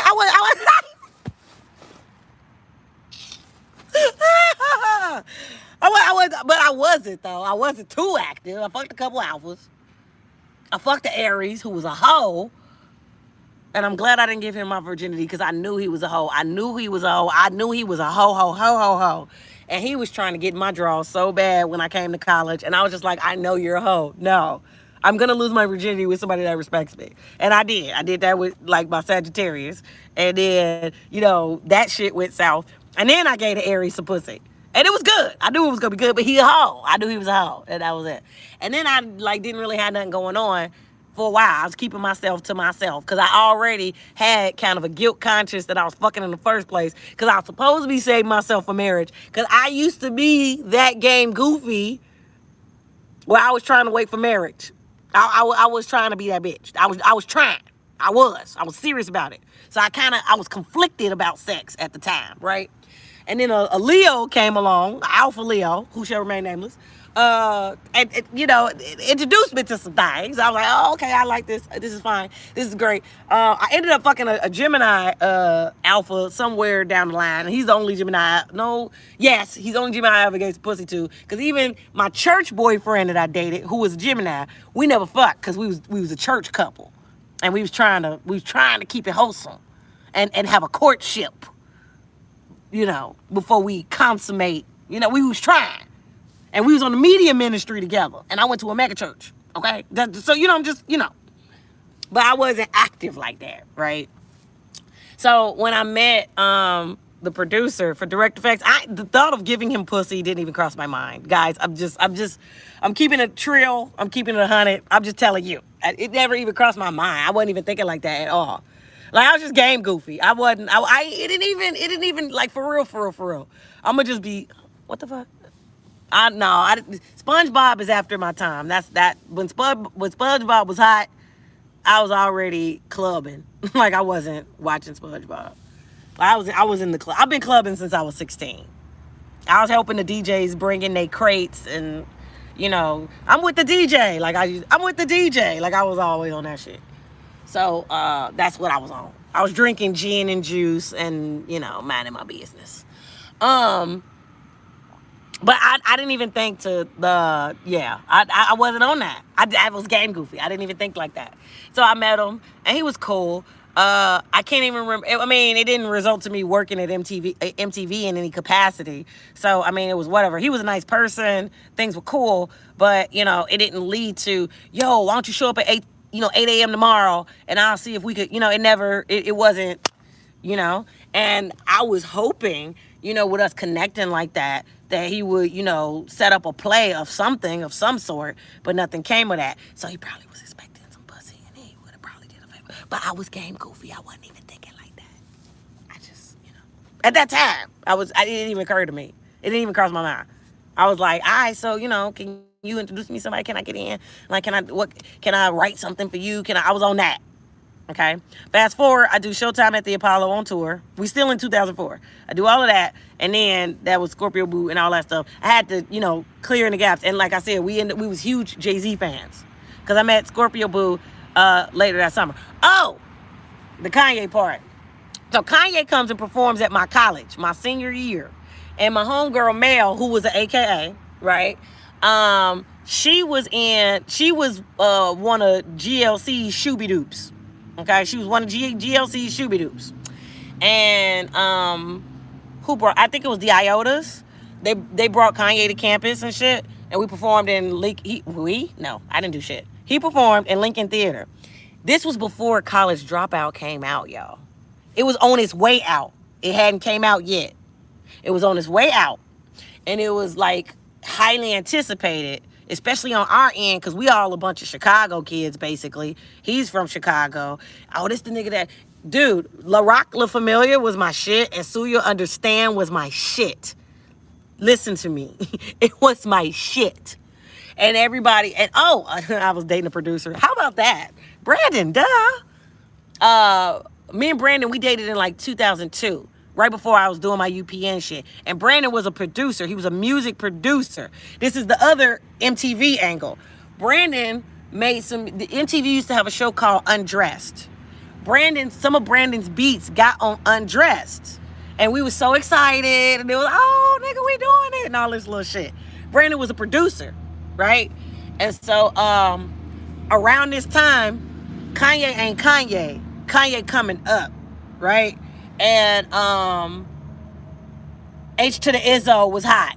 And I think that was like the hottest like Jay-Z track that he had worked on at the time. And everybody was talking about like this Chicago kid who making these beats and da-da-da-da-da. So, and H to the Izzo, that's like 2001. Because like Brandon was the first person that put me up on Kanye. And he was a music producer, okay? So, Brandon was like, yo, a Chicago nigga did that, yo. Da-da-da-da-da, woo-woo. I'm like, word? That shit hot. He's like, yeah, and I'm gonna tell you what else he made. And Brandon played me Soon You'll Understand. And I love that shit. That's my shit. Okay, amen. So, fast forward. It's 2004. College Dropout ain't even out yet. But it's all this buzz because everybody know he that Chicago kid that's making all these dope-ass Jay-Z beats and shit. And so we like, yo, we can't wait to see what he... And he coming to our campus? Okay, we can't wait to see what the fuck he on. Blase Skippy, okay? And then I had just came back from New York, right, on my direct effects shit. I ain't getting to do no pussy, so probably that's the reason why he... everything happens when it's supposed to happen. I don't know. But I was game goofy. I'll be honest about that, right? This is why I'm bringing this story up too, because it's hilarious. In retrospect, it's just funny. It's real. So he comes to campus. I'm hanging with Mel, and we watched the show. We loved the show, and he was all pro-black and all this shit. I'm down for that. I was like, yeah, okay. Somebody need to talk about this shit in our music. Yes, right. He did All Falls Down. He did all that shit, right? Cut to GLC hits Mel. Damn, you here, yo? Let me talk to you. Let me see you. Yo, we upstairs. Come hang out with us. Blah, blah, blah, right? We come upstairs. We, like, chilling. Kanye has a whole couch. Kanye, they had girls get out of line. Like who want to go see Kanye? Blah, blah, blah, blah. They had girls get out the line. Those girls came upstairs, and they stayed on the whole couch, okay? They had their own couch. And they was just... And the thing that was funny, when I, like, recalling and shit, because I'm, like, a senior in college... I'm like, I don't want to be one of those girls. Like, no. Like, like I'm chilling and we talking with GLC. You know what I'm saying? We sitting on the steps, me and Mel. Like, that picture used to be on my Facebook and shit. And me, Mel, and GLC are all talking and rapping and, blabbing and shit. And I've shared this story on one of my old podcasts. I think that podcast got deleted, so I guess I'll share the story now or whatever. I've shared it before a few times, though. So we're up there, we're kicking and shit. Kanye is there. John Legend is there. John Legend in the corner on his keyboard, baby. John Legend can't be bothered with none of these motherfuckers and the shit they talking about. John Legend's minding his little business. And it was dope because a bitch named Tiffany who didn't like me. You see how history repeats itself? A bitch named Tiffany who didn't like me. We ended up going against each other for homecoming queen. I won. Just throwing that out there. I won. And then we ended up working together at the Boys and Girls Club. Child, listen, my life in the sunshine, bitch. So once again, like, college dropout hasn't happened yet, but everybody know Kanye on his way up, right? And Kanye also started doing like this American Idol type talent search type shit with our largest radio station in Chicago, WGCI. Same radio station that Steve Harvey used to guest host on and shit like that. Like, it was a big deal, right? Okay. So, because Kanye did that, right? Motherfuckers trying to get deals and get discovered, right? So Tiffany show up backstage. I'm talking about the energy wasn't even on that, though. And that's what made it funny when he played her. It was hilarious. I was here for it because I knew the bitch ain't like me. You feel me? Like, what the energy wasn't on that. Motherfuckers was just kicking it, talking, kicking the bobos, blah, blah, blah. She comes up there and she's like, I want you to hear me sing, Kanye. I want you to hear me sing, Kanye. And he looked so bothered. He was just like,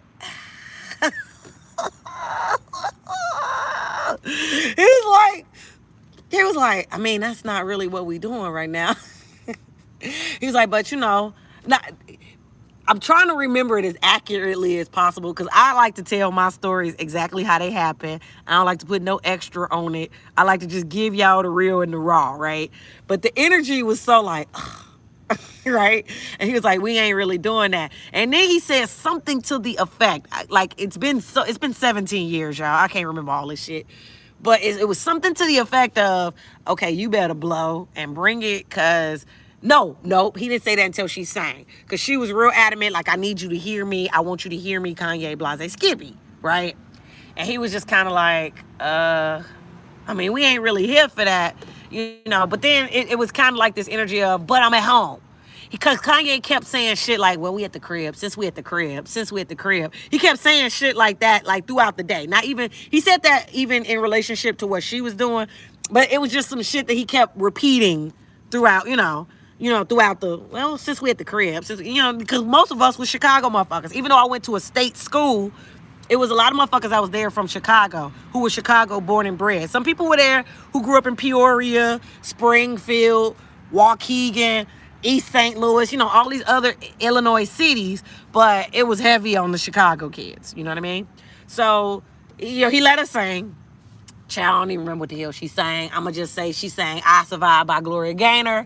I will survive because, whatever. But as soon as she got done singing, Kanye was like, yeah, that's cool. But see, my man John, it was the transition. Oh, yeah, that's cool. But see, my man John can really blow. If you gonna blow, you gotta blow like the way he blow. Hey, John, hit the people with something real quick. Nigga, John took out that keyboard and did and started singing, child. And he, like, whatever he sang, it was powerful. It sounded like an old Negro spiritual in that motherfucker. He hit you with all the fervor and and all that shit, nigga. And he was playing the keys. We was like, woo, that is beautiful. Everybody back there, like I'm talking, the whole couch, everybody, ooh, that is beautiful. We got a gift. Because John Legend wasn't John Legend then.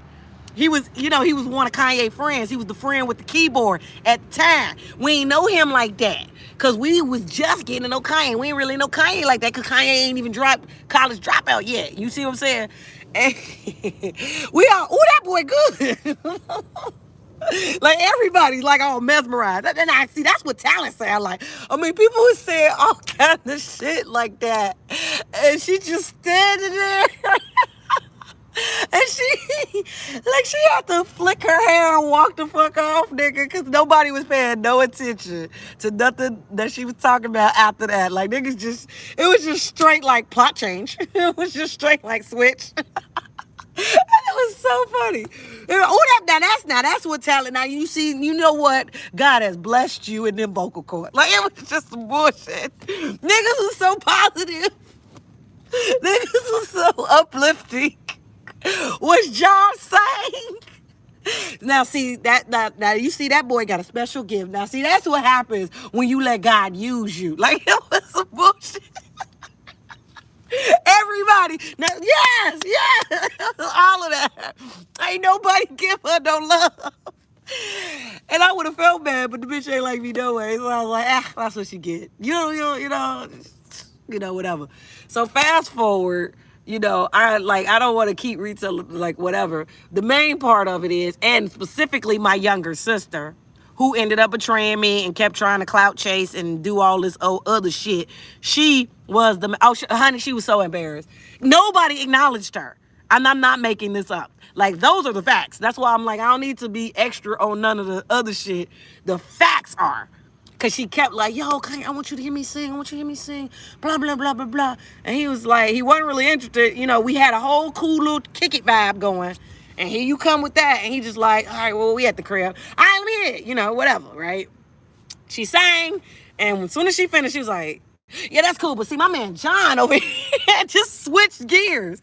And dude, seriously, and I'm not making this up, whatever the fuck John sang, I can't even remember what the fuck it was. He brought it though. And, like I said, it was soulful. He was playing the keyboard. You know what I'm saying? It was all that. And so one after another, the compliments started rolling in. Now, see, that's what it sounded like when you can sign. See, that boy can sign. That boy good. Like, it was all that shit. Now, see, that's when you let the Lord use you. You know what I'm saying? It was all that shit. It was so fucking funny.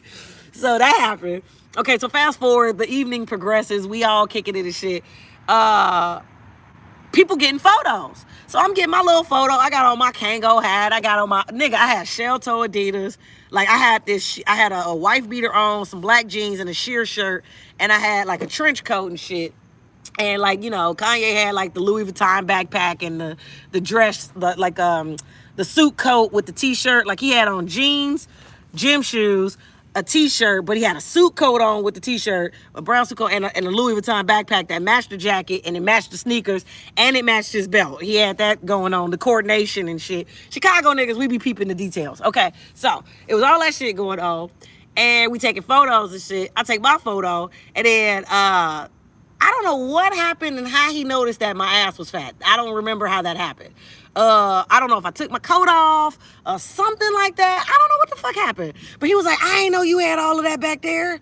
And then all of a sudden, he was so interested in sitting next to me. Like, I was invisible the whole time minding my business. It was me, Mel, and GLC off in the corner having our little powwow and shit. But he saw the ass, right? And he turned into a different motherfucker. And so when we was taking our picture, he grabbed one of my titties. And I cursed him the fuck out. I read him the riot act, nigga. Wait a minute. I am not one of them bitches on your little hoe couch, nigga. You might have a little deal with Jay-Z, but your album may not sell in I gave him the business. Nigga, I don't give a fuck, nigga. You ain't a star yet. This is so funny for a lot of reasons. Nigga, I don't give a fuck, nigga. You ain't a star yet. And he's like, Kanye was Kanye back then, though. And so this is why I tell motherfuckers, like, dude, I don't want to hear your shit. Like, I've seen it before the rise. I've seen things, heard things during, I don't want to hear your shit. I've seen it. You know what I mean? Kanye was like, like how his bottom lip dropping, he look at you. Why you talking to me like I'm some lame nigga or something? I ain't no lame nigga. I ain't no lame, no. But I ain't no lame, no.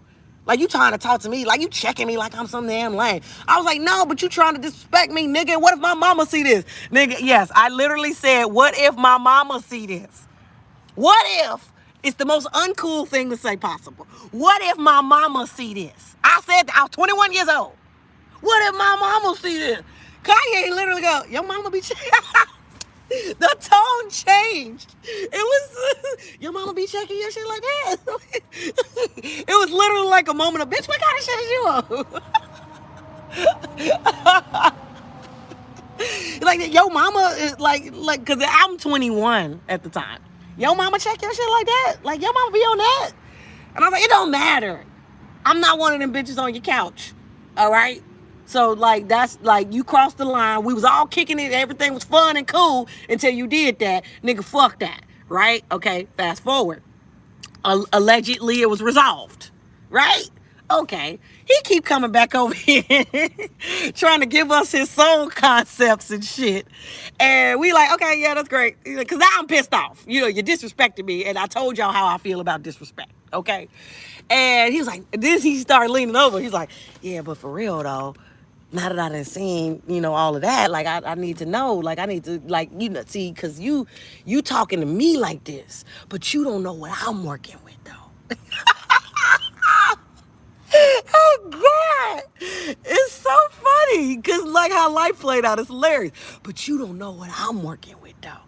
And I'm just like, I don't really care what you're working with.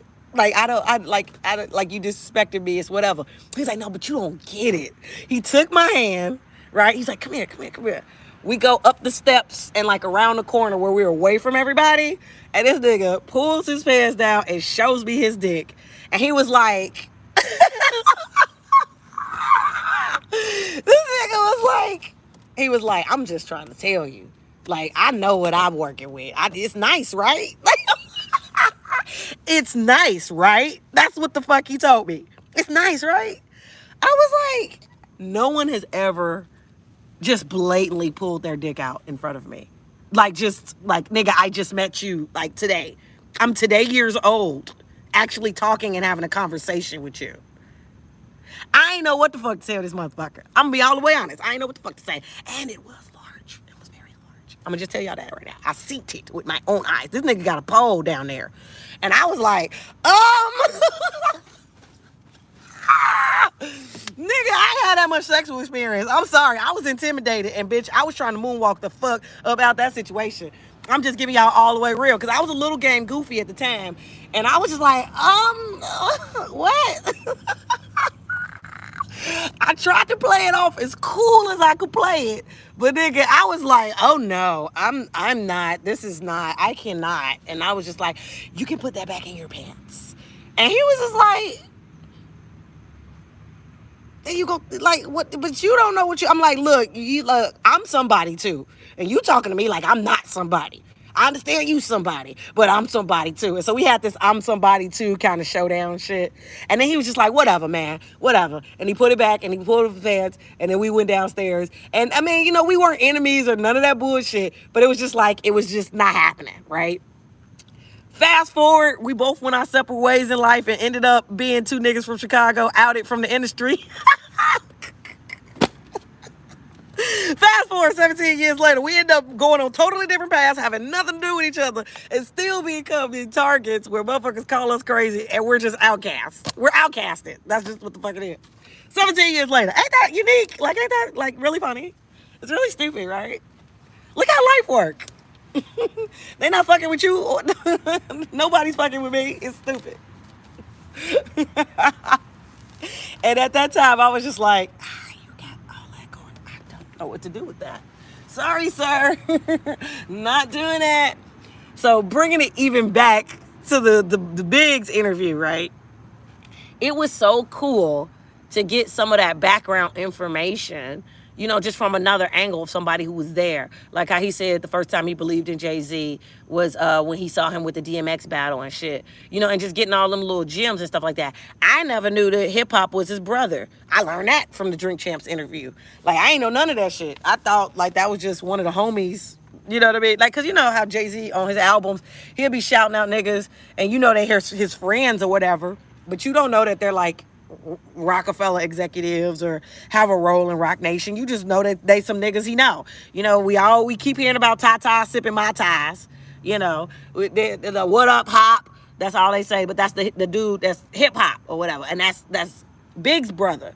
Never knew that. But I do remember seeing hip hop since 1975 on all the albums and shit as like producer and worker and all that shit. And then when Big said he was the main one in charge of Kanye's album, making sure Kanye's project came out, College Dropout, that whole thing, that was Biggs buying that. Because Dame was busy with Rockaware, Jay-Z was working on S. Carter. Like, they all were separated and focused on different areas of the brand. So even what we loved and appreciated about College Dropout, the orders that the singles and shit came out, that was all Biggs. And we never seen this motherfucker. I was like, nigga, why we ain't never see you? But then it was something about that I was like, but that's dope. You're a real nigga. And then He got locked up, for some bullshit charges, because they always used to be trying to find some reason to keep us in the system and tie us down and be on some bullshit. And so they did that to Biggs. And, when Nori was asking him, what happened, he was just like, it was a conspiracy. Somebody wanted me to talk and I didn't want to talk. And I was like, be still, my heart. Be still, be still, be still. That was the best way to say that. That was the best way to answer that. Oh my God. You're awesome. But I was like, what's so cool about that?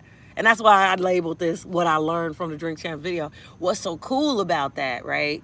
Is, it's the same from the American Gangster movie. That line where Denzel go, the loudest one in the room is the weakest one in the room. It's still true. It's the same. Just like OG told me, if it ain't real, let it ride. Just like how I explained to y'all the little breakdown with the Tina bitch and all this other stuff. It's like people could talk and gum and bump and do all this shit all day long. They can do all of that shit. But if it's really real, you gonna know it's real. Ain't no, when shit be real, ain't no all this other bullshit. So anytime people doing way too much talking and shit, I usually just find some way to ignore it, or I just try to get and distance myself away from it, because it ain't nothing but a bunch of negative energy anyway. It's just some bullshit, but it's like the first thing I always try to discern, right, when people have a problem with me allegedly, I'm like, well, is it real? Like, how real is it? Like, what if it ain't real? Let it slide. Like, all right, look, people can think whatever the fuck they want to think about me. I don't give a fuck, bitch. I'm a go herder. That's all. Listen, even when I had the moments in the time where my career was, doing pretty decent, and I had moments where I was up, bitch, I'm always a goat herder. I'm a goat herder. Like, I'm not, what? I'll never be that bitch acting like I got more than what I got. That's never me. But I will be that bitch that act like I got less than what I really get. I will be that bitch. I'm a goat herder. Always. You heard it from me first. What do you do, Arona? I'm a goat herder. I'm a professional gum chewer. That's all I do. I make $4. Don't ask me how much I make. I ain't like that shit when I was a waitress, a bartender. I don't like none of that shit. I grew up with a father that gambles. And I can't trust motherfuckers. That's all.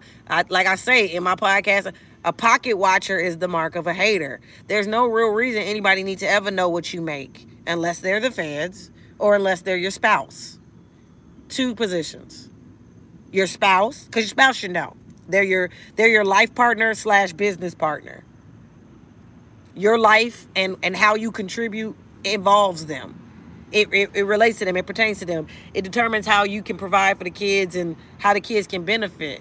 But if they not your spouse, and I'm talking about your spouse, not somebody you fucking, I wish you would, bitch. What? If they're not your spouse or the government, they don't really need to know. Hopefully that saves somebody today. Because niggas be playing too many games. I make $4 and I'm a go herder. Why is the train coming? Yo.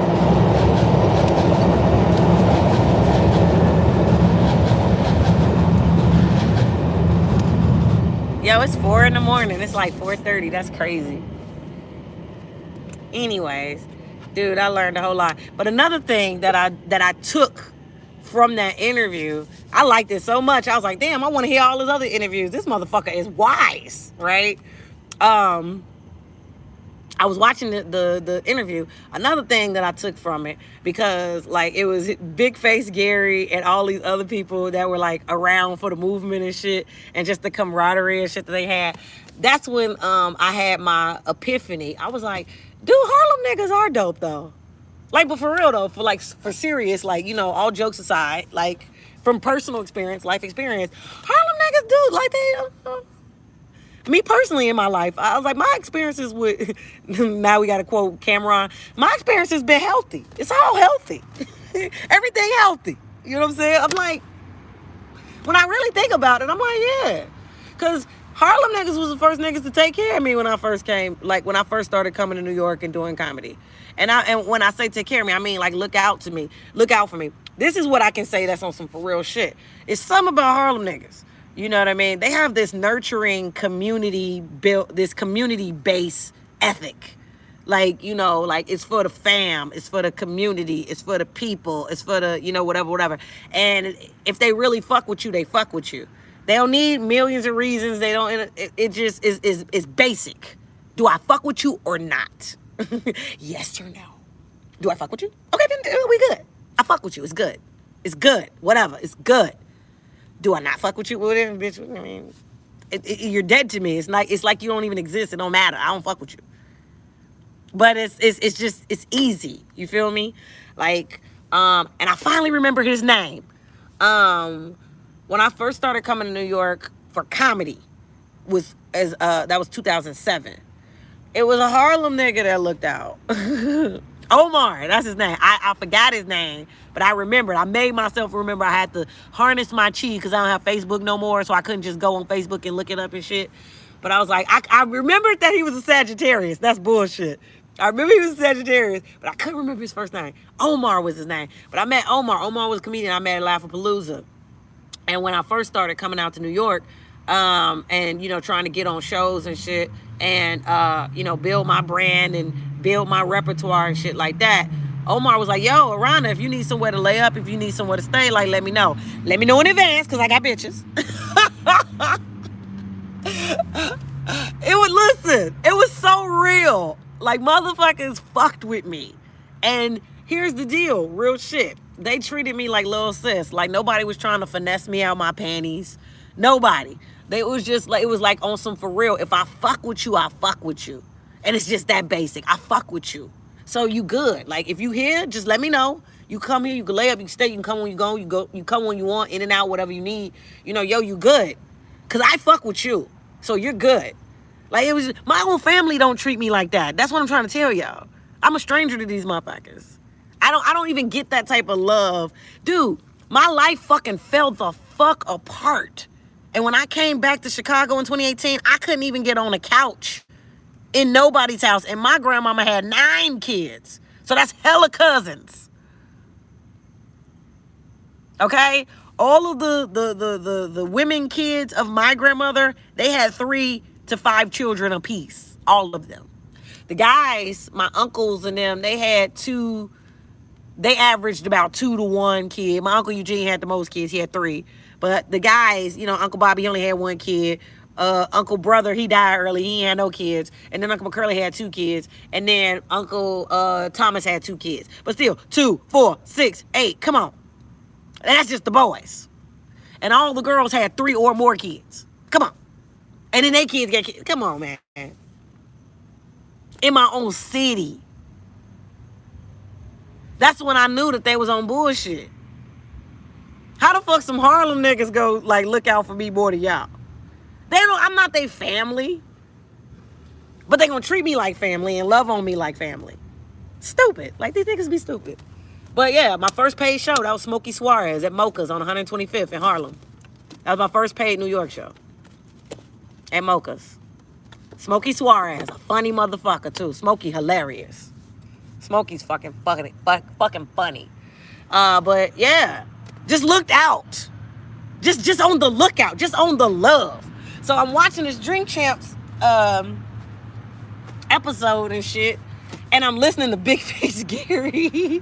and Nori is roasting him because he's like, nigga, your whole life is Rockefeller, nigga. Nigga, I was kicking it with you. And I was saying, nigga, what kind of hero you like? You know who like heroes? Memphis Bleak. Nigga, shut the fuck up. You love these niggas. And then Gary kept going, you don't understand, nigga. I was in jail, nigga. And I was making $250 a week. And these niggas paid me $70,000 a year. Just because I'm me. Just because I'm Gary. Just because I'm Gary. These niggas fuck with me. These niggas fuck with me, yo. Don't nobody fuck with me like that. Nigga, don't nobody And I was like, he said the shit like 4 or 5 times. And the Biggs was like, nigga, quit saying that. Like, we get it. You was in jail, nigga. We got it. And Gary kept going, nah, but y'all need, this is my mans. This is my mans. His brother was my mentor. That was my nigga. I know this nigga. This nigga let me borrow his car for 9 weeks. He forgot he let me lend it. He just that type of nigga. He just a good dude. Nigga, we got one code. Don't never tell nobody the things I do for you. That's the type of nigga he is. He a good nigga. Like, Gary was so hype. It was so funny. It's very entertaining. You should watch the episode. Go on YouTube, click Kareem Biggs Burke's episode Drink Champs. Watch the whole thing. It's a 2-hour episode. The shit is quite entertaining. And they get into some real good stories, like real good dope shit. But I'm watching this and I'm listening to Big Face Gary and I'm like, but for real though, for real, even though they was kind of clowning him, and then he was like, you niggas is trying to kill me. You killing me softly. I get it. But you don't understand. And I was just like, but you know what though? I could feel that. Cause I mean, I'm an outsider. Nigga, I'm from fucking Southside Chicago. They didn't really have a reason to fuck with me. And I'm a girl. You know, they really could have, like, on some for serious, for real shit, tried to slut me out and not take me seriously like everybody else in my life was doing. You know what I'm saying? But they ain't do that. They was like, nah, sis, you can get some time. Hell yeah. Fuck that. Nah, you funny. Hell nah. Yeah, hell yeah. Like, it was just like that. And here's the irony of it. And I never had this epiphany until I watched this motherfucking Drink Traps episode, and motherfucking Big Face Gary and his enthusiasm put a fire in my bones, okay? I never had this epiphany until this point. My entire career as a stand-up comedian and woman, I just was trying to get the motherfuckers that I was romantic with, the motherfuckers who I gave my heart to, the motherfuckers I shared my bed with, to have that same faith, trust, and support in me as the motherfucking Harlem niggas. Ta-da! Eureka! Motherfuckers that just fuck with me because I'm me. Period. That's enough. Because I only fuck with people because they them. I don't need, like, if you're annoying, if you got other shit going on, I'm going to find a way to avoid you eventually. I'm excellent at it. I like my alone time quite a lot. So, you know what I'm saying? If I fuck with you, I really fuck with you. And I'm done with it. It stops right there. I fuck with you, we're good. And I just wanted that same energy. But shout out to Brooklyn niggas too, because like the more and more I started coming back and forth to New York, Brooklyn niggas got on board and they were real cool. Shout out to Brooklyn Mike. Brooklyn Mike was dope as fuck. And Marshall Brandon was dope as fuck. Not only was Marshall Brandon dope as fuck, Marshall Brandon had a whip. And a lot of comics, you know, that were local, they were from New York, they was, you know, taking a train everywhere, blah, blah, blah. Very few people was driving. And Marshall had a whip. Marshall was actually from Connecticut, though. He was born and raised Connecticut and moved to New York when he became a stand-up comic, right? And he was like based down in Brooklyn and shit. And Marshall was dope. Marshall's funny as fuck, nigga. Marshall can do some hilarious character work. He is hilarious. But I remember we was going to a show and Marshall was giving me a ride and shit. And he was like, yo, I got a daughter. I got a daughter. So, you know, I want to put good karma out there because, I mean, one day my daughter going to need some help and I don't want her to be at the mercy of a bunch of niggas that's just trying to fuck on her all the time. Like, you know what I'm saying? Like he was cognizant of that. Like, you know what I mean? Like I got a daughter. And one day my daughter going to grow up and I want somebody to treat her nice. I don't want everybody to just try to finagle her for her pussy and all this other shit. So I got to sow some good seeds because I'm a respectable nigga, you know. And da-da-da-da-da. And that was what Marshall was on. And it was dope. Like, Marshall, Brooklyn Mike was dope. And Marlon Randolph. Shout the fuck out to Marlon Randolph. Marlon Randolph booked me in so many shows in New York and New Jersey. Marlon be like, Arona, you can come do the show. Nigga, I remember one year I came there during the summertime. It was around the same time I did that show with T.K. Kirkland in Daytona Beach, that 4th of July show. It was 4th of July weekend. Because the thing about comedians is we get most of our work, and no, that's not the best way to say it. We get our best work, our highest paying gigs, and our best work around holidays. New Year's, Christmas, 4th of July, Labor Day, Memorial Day, Valentine's Day. Like, that's like prime time for comedians, right? When we work in that road. So it was one of them years around 4th of July weekend. Marlon had I had 3-4 shows in New York, 2 shows in Jersey. I think I slid down to Philly and got some money at the Laugh House. Because the Laugh House used to fuck with me back in the day. I slid down to Philly and got some money at the Laugh House. Caught a flight from Philly to Florida. and did that show with TK Kirkland, where the motherfucking promoter fucked around and didn't pay us, and TK had to threaten a nigga on some gangster shit for us to all get paid. Nigga, I've been living. I got stories. Like, look, man. Which is why I don't have time. I don't have time for niggas that want to ruin my life and create chaos because they broke a nail. I don't have time.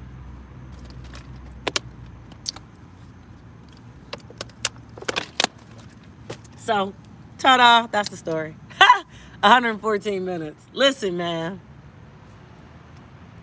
I'm a professional talker. That's all stand-up is, man. I used to hashtag my Twitter and my Facebook that back in the day. Like, I'm a professional talker. That's what the fuck I do. I get paid to talk and do shit. Share my stories, give perspective, give you a few giggles and ha-has. That's the fuck I do. So, yeah. Man, it's weird. It's 4:30 and I'm probably going to take another nap. I'm probably going to go back to sleep for a few hours. But I'm probably get up at 6 and all that. I started making it my business to go back to journaling, doing my 750 words a day and all that little shit. Because, hey, promotion. My extended family, okay, which is my special membership group, where you're going to get extended tarot readings for your zodiac signs. You're going to get free Arona merch and discounts on my Arona merch. I wanted to have something where, I gave special discounts, right, to the people that are my tribe, to the people that really support, my small business and really appreciate my content, what the fuck I'm doing. I want to be able to give y'all special discounts that I don't have available in my e-store. And I launched I started my Amazon store. I'm still waiting on Amazon to act right and do whatever the hell they need to do to okay my damn store so I can open up shop on Amazon. But I want to have special discounts for y'all that's different than the general public, right? And then also I want to do VIP podcast episodes, like just special VIP stuff that's just for y'all.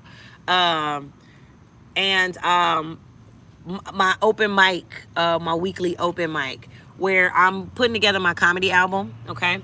And I want to be able to, I love comedy. I love what I do. I love the art of it. I love all of it.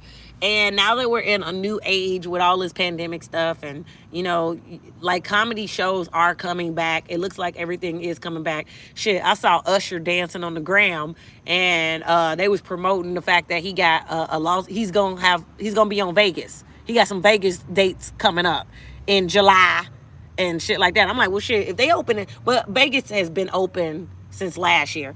But I'm like, shit, if they opening up Vegas and motherfuckers gonna be playing Vegas dates and I see motherfuckers doing stand-up dates, I'm like, it's all finna come back open in a minute, which makes me happy because I can go back to doing colleges because colleges pay good money. And I can get out of this bullshit. So that's one. But then also two, I want to start priming and working out, right? Material that's gonna go on my comedy album. And so I'm gonna pull the notebook out and start going through my repertoire of jokes. I'm also gonna be going through certain podcast episodes that were very highly entertaining to me. And because I'm bringing back that joke I made about no more thugs recording in the studio. That shit's hilarious. I'm making a character out of that. I'm doing all that. So, but every week I'll be putting that out. And then I'll probably have a space on OnlyFans or Patreon or something like that where I go live with people who are members of that group so that we can be exclusive and have our own shit. Y'all get some FaceTime with me. Or I might just put together a Zoom thing that's just for the members of the group. I will only give the link out to the members of the group where we can have FaceTime together and, all that. So anyway, that's only $5. $5 a month. The mosquito wasn't inside, but I see him crawling. He flew and was crawling up, and I see him on the other side of the thing. I'm not dealing with no more mosquitoes. You hear me? I got to get gangster with these mosquitoes. But yeah, you can sign up for my extended family on my website, www.AaronaTheVirgo.com. You still have Patreon? Yeah. I Patreon. Oh, girl, I made my Patreon $50. That's the reason why you don't see me posting on it. Because talk is cheap. I ain't had time for people just trying to get access to my creativity at the $5 level and all of that. I was like, and that was before I had an e-store. And that was before I was doing OnlyFans and all this other stuff. And I was just like, a bitch that made $7,000 off OnlyFans. I ain't got time for this other shit that niggas is doing. Like, I don't have time. I don't have time. I don't have time. I don't have time. So, but yeah, no. I stand corrected. I've made $4. I've made $4. $4 US dollars. That's all I've made. And I'm a goat herder. But yeah, I still have my Patreon. And I never took it down. I just made the price $50 and then stopped posting. Because motherfuckers, I called out people who's on bullshit, basically. But this new group is $5. I will be checking my text messages more frequently. I had to take a break from it because people were running rampant with the disrespect and dumb shit. And it's just like, you can only consume so much of that a day. And it's like, half these motherfuckers ain't talking about shit. They're just bored and lonely. So, you know. But I'm putting myself on a schedule. And I'll be checking those text messages more frequently. Because I'm putting this group together. Let me be clear. I will not officially be starting the open mic and stuff like that till next week. Next week, I'm going to get into the programming and stuff like that of that. This week, I'm getting business funding and other things together. I'm also going to be putting my poetry book out. It's time for me to throw that up in my e-store. And I'm also going to be looking into book deals and all of this stuff. Because I want to do a rewrite of my first book that I wrote. I wanted to make a second edition of it. An official second edition of it. Where I can include things I left out of the book. And I'm probably going to author another book as well. I just haven't had the time alone to myself that's peaceful where I can be in that creative space. So, but yeah, I'm going to see if I can get a literary agent for this second book, for the second version of what I'm doing. And I'm self-publishing my poetry book myself. Because it's already done. I've had these poems since 1990. I've had half the poems since 1998 and the other half since 2005. So it's time to put it out. But yeah, that's everything. Make sure y'all like the video. Share the video. Make sure y'all check out that Drink Champs episode because it was entertaining. If you like hip hop, you gotta like hip hop though, because otherwise you gonna get frustrated because they be talking over each other. Like, but if you like hip hop, you gonna be there for it. You gonna be in on it. What else? That's everything. Shit, I'm finna lay down for a couple hours and I'll be back. We did Libra tonight. We doing Scorpio. We did Libra yesterday. We doing Scorpio tonight. And we're going all the way to Aquarius because, remember, this series we started with Pisces. So Capricorn hasn't been done. Aquarius, Sagittarius, Scorpio hasn't been done. So we going Scorpio, Sagittarius, Capricorn, Aquarius. Aquarius will be the last one. And then, when I start doing it again on this channel, I'll start putting extendeds in the membership.